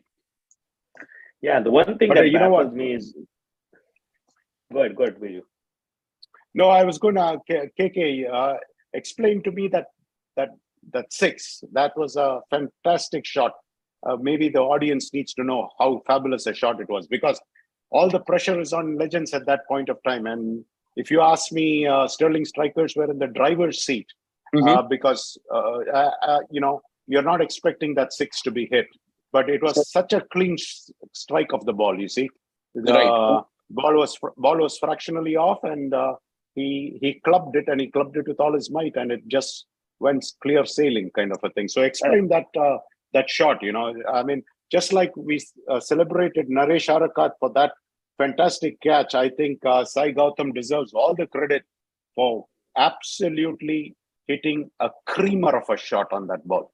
Well, if it was for Legends team, Sai Gautam would be playing in the top 4 or 5 in any other team he plays for. Last year he played for Kings 11 and he was the top order batsman, and I played against him in a few Michigan Cup games. He scored the 50 plus scores. He's a very good technique. He's a very solid batsman, a good all-rounder to begin with. But in this game, he goes number 9, 7 down, right? And then there are a clutter of wickets around you. Your team is in jeopardy. Your playoff spot is on the line. You need 6 runs to win. And then the ball which Mansa bowled was on the length. But however, when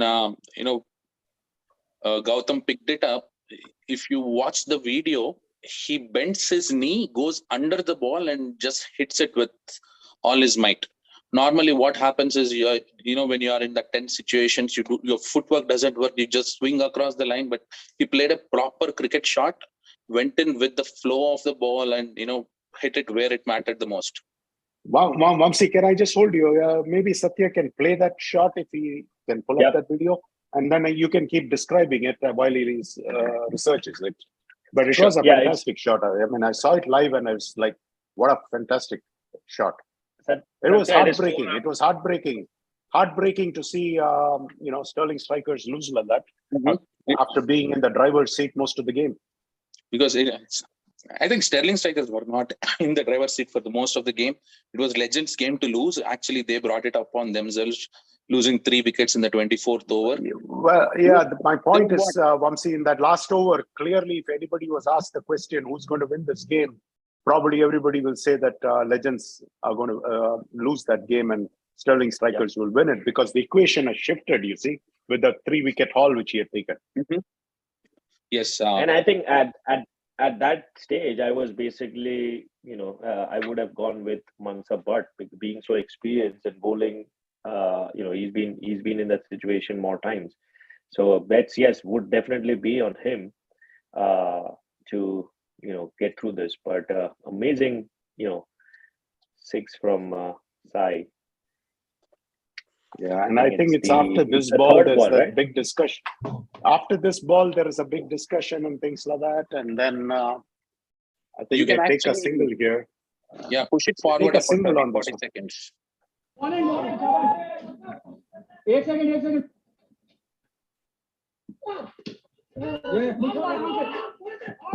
Yeah, they take a single here.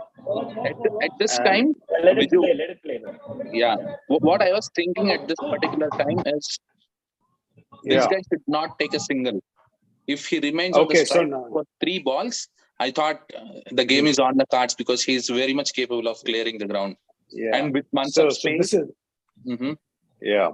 So this is where there is discussions and things like that going on and things like that, and then the 6 happens.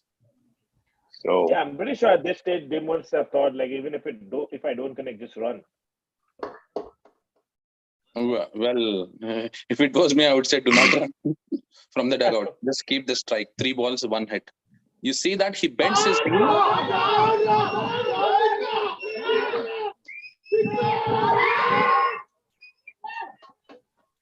I love the way he throws his bat.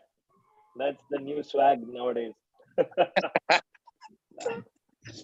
I like it, Parthiv, the way you mentioned it. But when you see the shot, his footwork was, right on track. He was playing the shot to the merit of that ball. The ball was swinging in. He went leg side, and as soon as he hit it, he did not run. He didn't even bother to run. It was such a clean hit. Yeah, I wonder if there was a fielder. Was there a fielder there?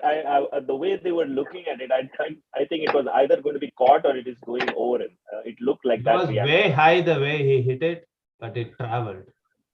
Oh, okay. Well, you know what? It was worth paying money to watch that game. That's how I felt.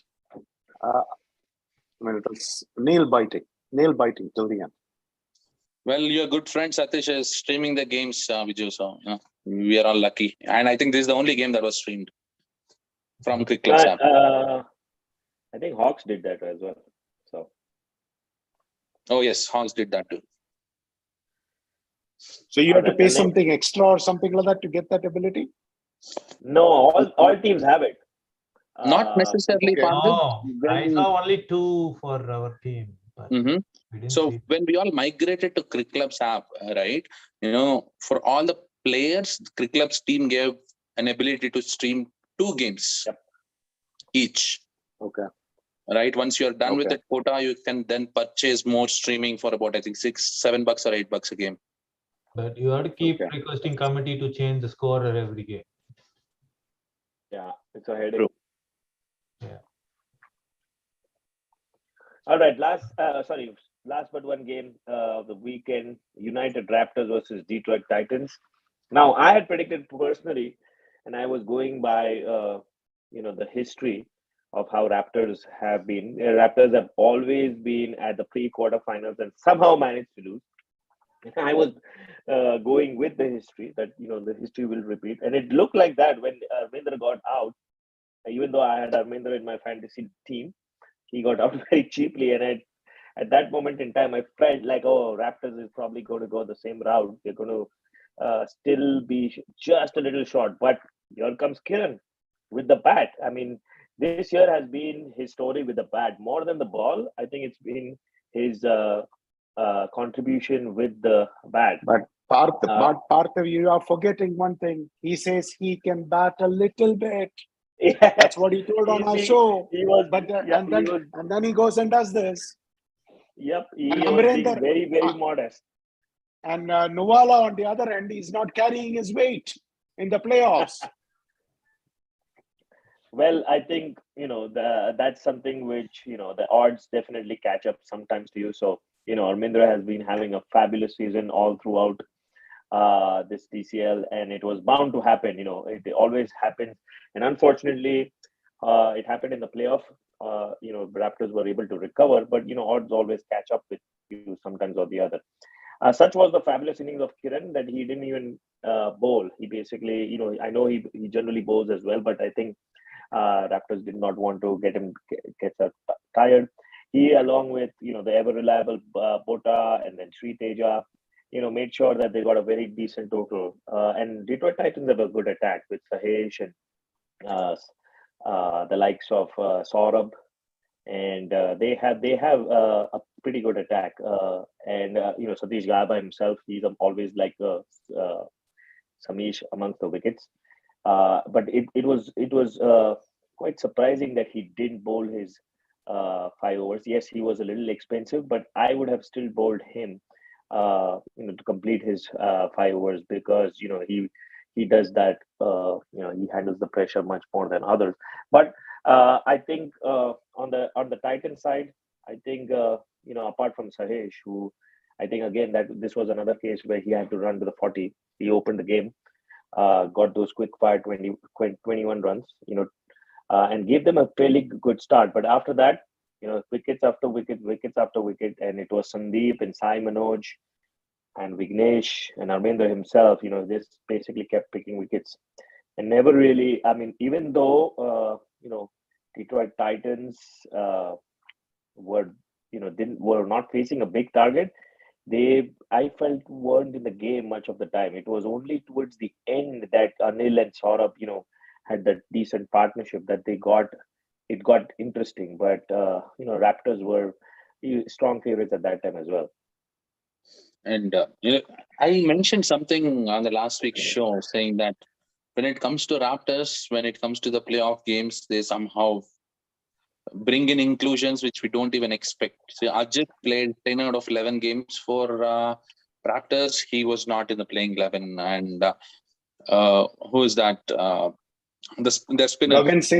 Gagan Singh did not play. Gagan Singh is not available for the game. He didn't play. Okay. And then wait, let me tell you, Raptors have another spinner. He's the pick of the bowlers. He didn't play. Ashok Bhavanam? Yeah, Ashok didn't play this game.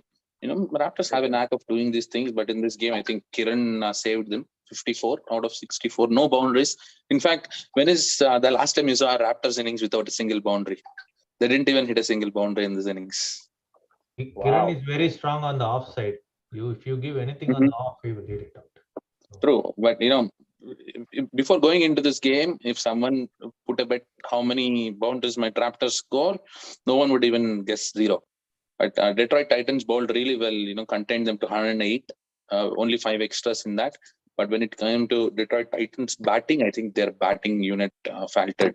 They miss when you're chasing 110-ish, all that you need is a 10 ball 20 run or 10 ball 25 run innings. That is what is missing from the Detroit Titans unit here. Yeah, I mean, I think congrats to Raptors. I think they played a very good game to get past it. At And least I think a double digit where Amrit or Satish or Vihar, they should have scored. Yeah. They were missing that. Yeah. Yeah, I'm surprised Vihar is tailor-made for this situation. This kind of score and this kind of innings is right up his alley, and it's surprising that he missed out here. But generally, he carries that middle order all throughout. I mean, he took his time, played those 11 balls, but then got out. So, but again, Kiran has corrected history, right? Because 2017 he didn't get a chance to play that pre-quarters game. rub it out. This game he comes in, scores 54. that was Parthiv Mehta's surprise to DCL. He was just showing you, hey, these guys in Raptors are not the only guys who can give you a surprise. I'll show you my special surprise. I'll make Kiran sit out. Well, Kiran, to my defense, Kiran has evolved a lot. I think even when we were playing at that time, we always thought of him as a bowler who can bat. But as you can see this year, and probably it started last year itself, I think the equation has shifted. It's like a batsman who can bowl. I think but again, I think he injured himself in bowling, so he can say I can bat. I thought somebody said Botta. Botta was injured last week. It's me. I didn't know Okay, I will come and run with one leg. Yeah, but that's Pradeep Botta for you. He is our friend Pokies' friend Ranjit Palaniswamy version 2. Yeah. Both are same versions. They all do all surgery and come and play next day. Off-season surgeries. Yeah. So Satya, I'm going to send you a link. Okay, before we go into the next game, right? Can you also bring up this particular link? So Raptors are playing MCC Miles. So some of the big hitters are all in the game. It's a square up between Armendra versus Rahul Chena versus Sanjay. Who can hit the biggest or the maximum sixes. So yes, surprising that the United Raptors didn't have even a boundary, but I'm expecting that equation to change in the next game. So what's the link we are looking at, Vamsi? It is the Troy Hawks pre-quarterfinals last year, and this year we already have. Okay. Right? Because there are a lot of similarities between both the games and the way Troy Hawks approach the game. So I wanted to bring that up. Yes, and I do agree that Troy Hawks certainly do not know how to approach the playoffs.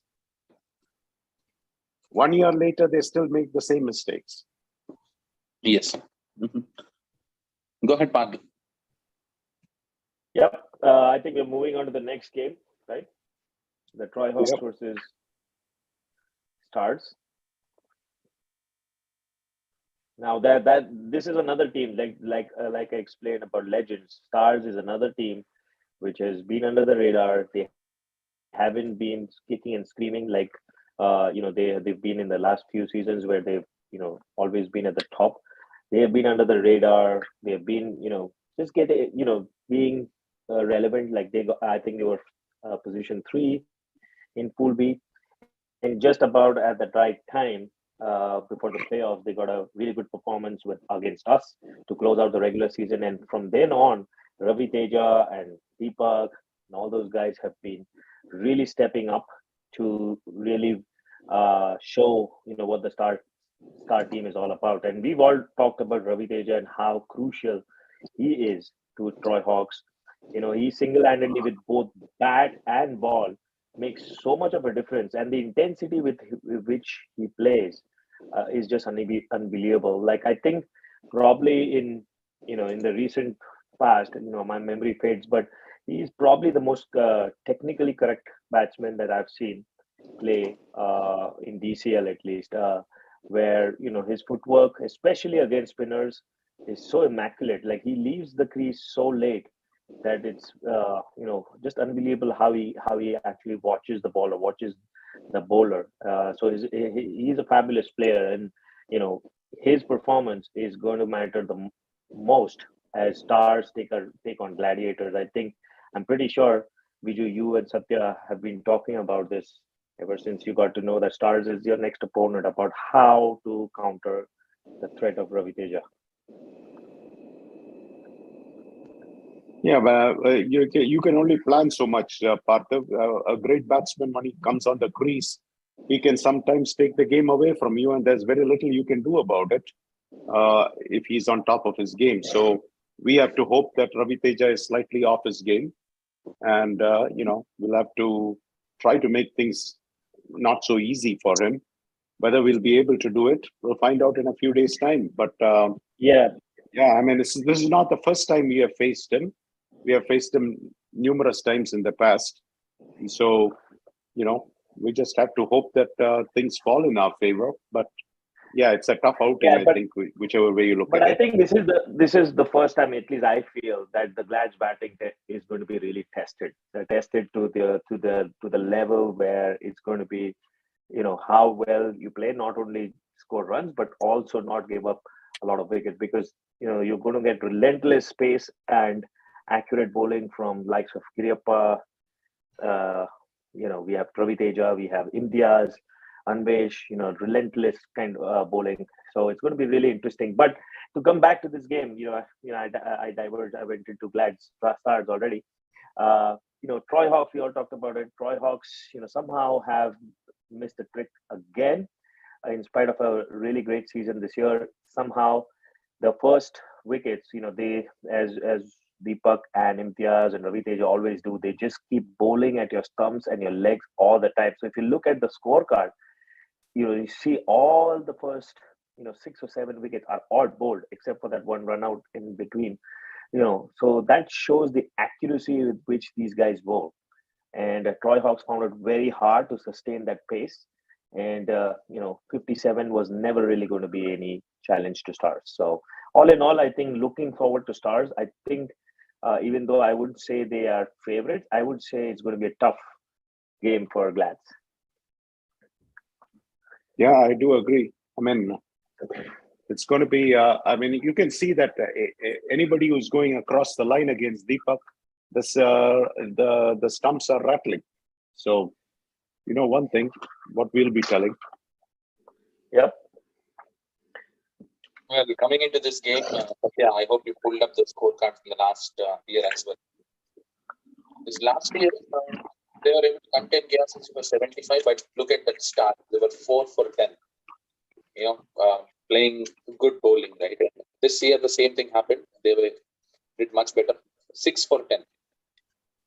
And they're batting first, and when you're losing 6 wickets for 10 runs, then I don't know what to call it, because the same set of folks played phenomenal. In the other tournaments, played similar kind of bowling attacks, but in this game, I think to add to Ravi Teja and Deepak, it was Imtiaz show.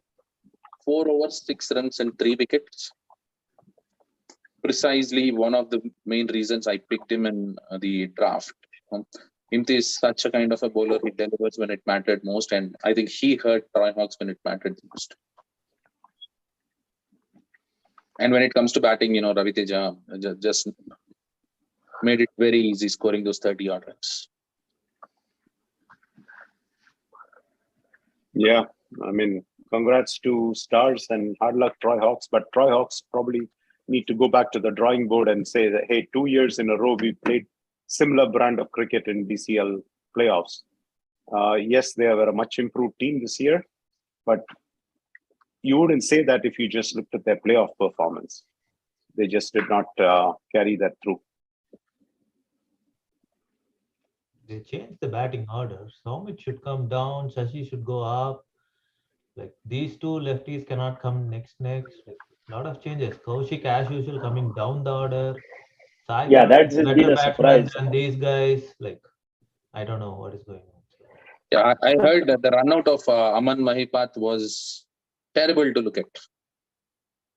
Why do you say it was terrible to look at? Because he kept on running with the hope that his partner would respond, but the partner just turned his back on him. Turned and said, I'm not Okay. coming. Okay. So he did a Inzamam. Yeah. But what is Kaushik is the captain, right? Isn't he? Yeah, No, I think he was Santosh. leading on the field. Yeah, Okay. Santosh is the captain. So Santosh is the Oh. Royal Hawks captain, but Kaushik was leading on the field. But I've also somehow heard that I feel- the shot which Kaushik played on the very first delivery was something which words cannot explain. Wild swing to get out. That too when a team is 10 for 5. So, I mean, I am going to be a little harsh, but it remains a fact that Yeah, I think that's always going to be, one side or the other. It's like if it works out, people say, "Oh, great counter attack," and if it doesn't work out, you look like a fool. So it's always the case. well, not at 10 for 5. You have 15, 16 overs, and Kaushik can turn the game in 5 overs. I think he puts himself way below in the batting order. I don't know whether it's his decision, because that's why I asked if he's captaining, and if he is, then he's probably not. He's undervaluing himself. True, but normally part of this is always a question even I have, right? Because when I lead teams, I like to go up the order, but this year it has been different. I've been going down the order, but because I've been going down the order because there is someone who can bat up the order with the same style of batting, to get runs. Yep. Right, and if Kaushik can find someone who can replicate his kind of performances down the order, then he can probably go up the order. But until you have that replacement, it's very difficult to take that decision. All right. Those were all the games we had last weekend, the pre-quarterfinals. So let's go to the predictions. And KK, the margin is reducing. Satya and Viju are catching up, and I am going behind. All thanks to my strikers lost to KRCC. I think that 2 points itself there. But I have a chance to gain this weekend. All right. So I'm betting on the Glads. Okay. I'll go with Glads too. Yeah, I am going. Yeah, me too, Glads. I am not betting against my. That's bad. Okay. Okay. Raptors. Okay, I am going to support and back my Raptors. Again, I think if you ask me at this current form, MCC Miles definitely are hot, but I'll go with Raptors. Hope Bota gets his experience and gets through this. Yeah. KK. Okay. I'll go with Raptors. I'll go with Raptors too. Raptors. Ooh. Yeah, I'll go with MCC Miles. Yes. Miles have been doing good for Viju. Miles is good. Legends KRCC. Who did I pick? I'm I think Go with I'm Babu. going to go with I'm going to go with Legends. Yeah. I'll go with KRCC. I'm going with KRCC too. Yeah, I'm also going to go with KRCC. Okay. Hawks FCC. I'll go last. I think for me, I think it's very too much to expect from Hawks to repeat that performance. So that's why I think I'm going to go with FCC. Just a lot of experienced players. I think they will turn it out, but they cannot take it Hawks light. As I said before. So Yeah, I'm going to also go for FCC. Well, I'll go with FCC too. Because if you remember with you last week, after After all this drama that I'll go last, you're still going with FCC? no, I could have because said this I to you already said at something the beginning. last week when we all picked Indus Thunders. After picking Thunders, I did mention that we are all going to lose 2 points each. Yes, And then you did say asked, that. yes, and you asked, Yes. you mean you're going to beat Thunders? Yes. I said, probably it's a game day. Anything can happen any day. So, Yep. Yeah. but let's all hope that FCC wins and gives us all 2 points. Okay. All right. So those were all the games of the week. Now, FCC has an advantage because it was only Sujan Gowda before. Now Amit Gowda also joined, so their bowling. Are they is related? No. Oh, okay. I'm just saying. By Parthiv, you're asking like anybody who has a Shah is related to you? Or Mehta never is know, related to you? I mean, come on, guys. So all the Mehtas are related to Parthiv. There should be a lot of relatives in Andhra. Then, like. Okay. All right. So we are right on time. There is somebody to support Sujan. That's what I'm saying. Like. So one quick question: out of the 4 games, which games you would be watching apart from obviously Glad Stars? After Glad Star, let's say Glad Star gets done, which game would you be watching? It would be FCC Hawks will be good because they both winning big games and stepping in huge shoes. So yeah, that will be interesting game. Equally fight both. So. How about you, Viju? Which game would you want to watch, if not Stars Glads? I think I'll watch the KRCC versus Legends game. I mean, 2 very good bowling sides going against each other. I think you might.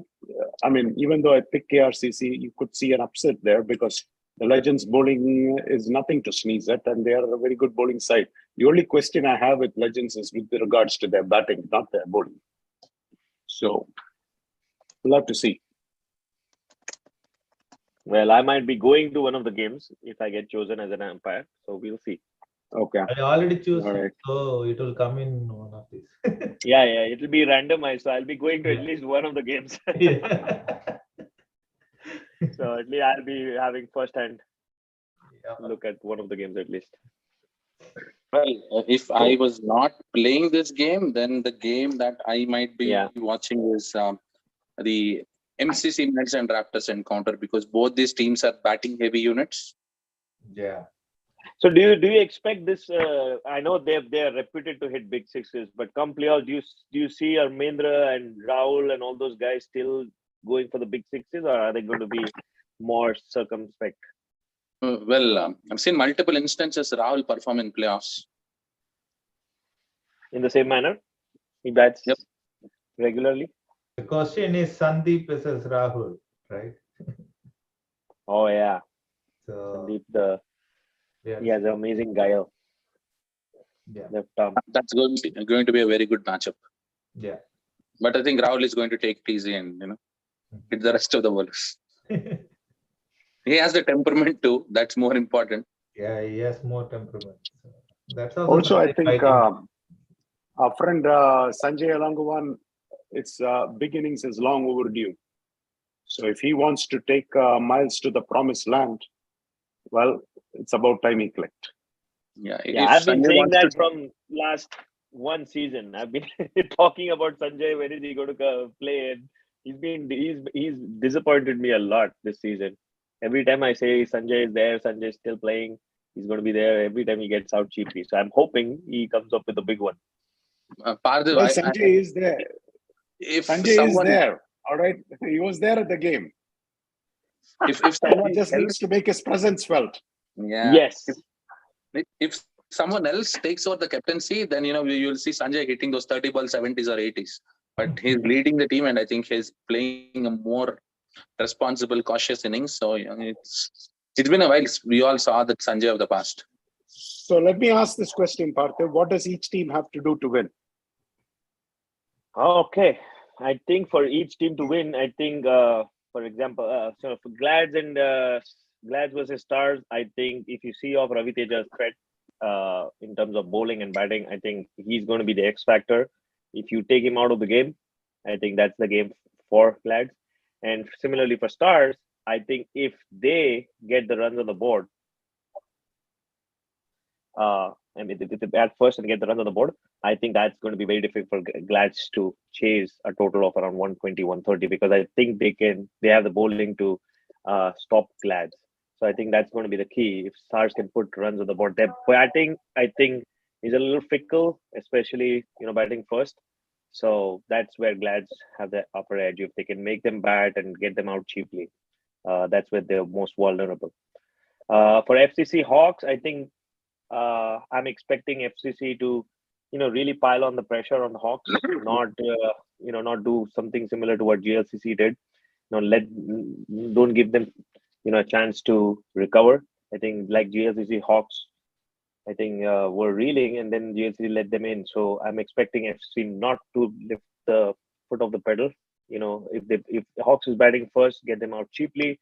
If FCC is batting first, just pile on the runs and get them out of the game. So I'm expecting one or the other to happen. FCC either to go and get the Hawks out of the game completely very soon. And KRCC SSC is a matter of who blinks first. I think if Harish stays, he starts getting KRCC's main wickets, especially the top 3 or 4. I think KRCC's lower middle order is vulnerable. So Tamim and Maulik and I forget the Ziban. I think if you get these 3 guys, I think KRCC may not be able to sustain the pressure. So SLCC, I think that's why I pick SLCC, because I think SLCC's bowling definitely can do the damage. And once KRCC is vulnerable, I think it makes it harder for them to come. And I saw Tamim's and Mufasir's bowling this season. They aren't as quick as what they were before.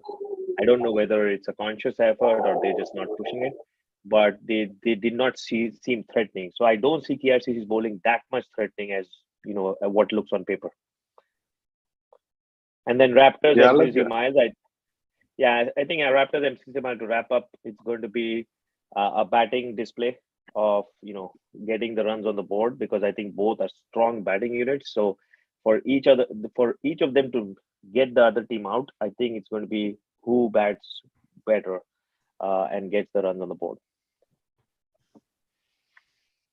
Yeah, I think I also need to read out some things. I just got a text saying that Sanjay played very good responsible innings in the DCL T90 finals. So Sanjay was in the runs, and so hopefully he'll do the same thing tomorrow, is what one of the comments which came in.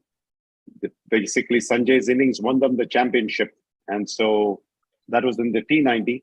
And also, I got a comment saying that it was a very good show today. So congrats to Mamsi, who I think this is your last show for this year. Yes, Viju. I think I'll be there after the finals are done. Okay. But well, then this is the last show for you. Where are you going, by the way? I'll be in Europe from 28th of this month. Okay. Very good. So nice. That's what. Where all are you visiting in Europe? We're going to start with I think Italy, then travel to France and Switzerland. It's a trip for 12 days, so that's the most we can cover. Okay. Nice. Very good. Very good.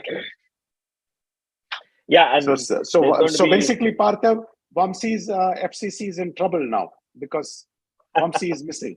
I'm playing this weekend with you. Okay. Yeah, we had the same. They'll need you in the semi-finals and the finals, right? Well, that's okay. I think the team is much more capable than that.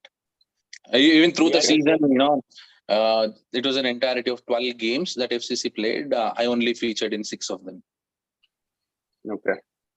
Yeah, we have some of the guys planned it so horribly. Even in our team, Kishore, he planned a cruise trip starting the day of the playoffs, and we were like, Okay. "How in the world did you miscalculate the playoff dates? Like you've been playing for last 5-7 years, and still Okay. you didn't figure out." And we missed his batting. Not that we would have had a chance either way, but still, I mean, it's just pointing out like how badly he planned his trip.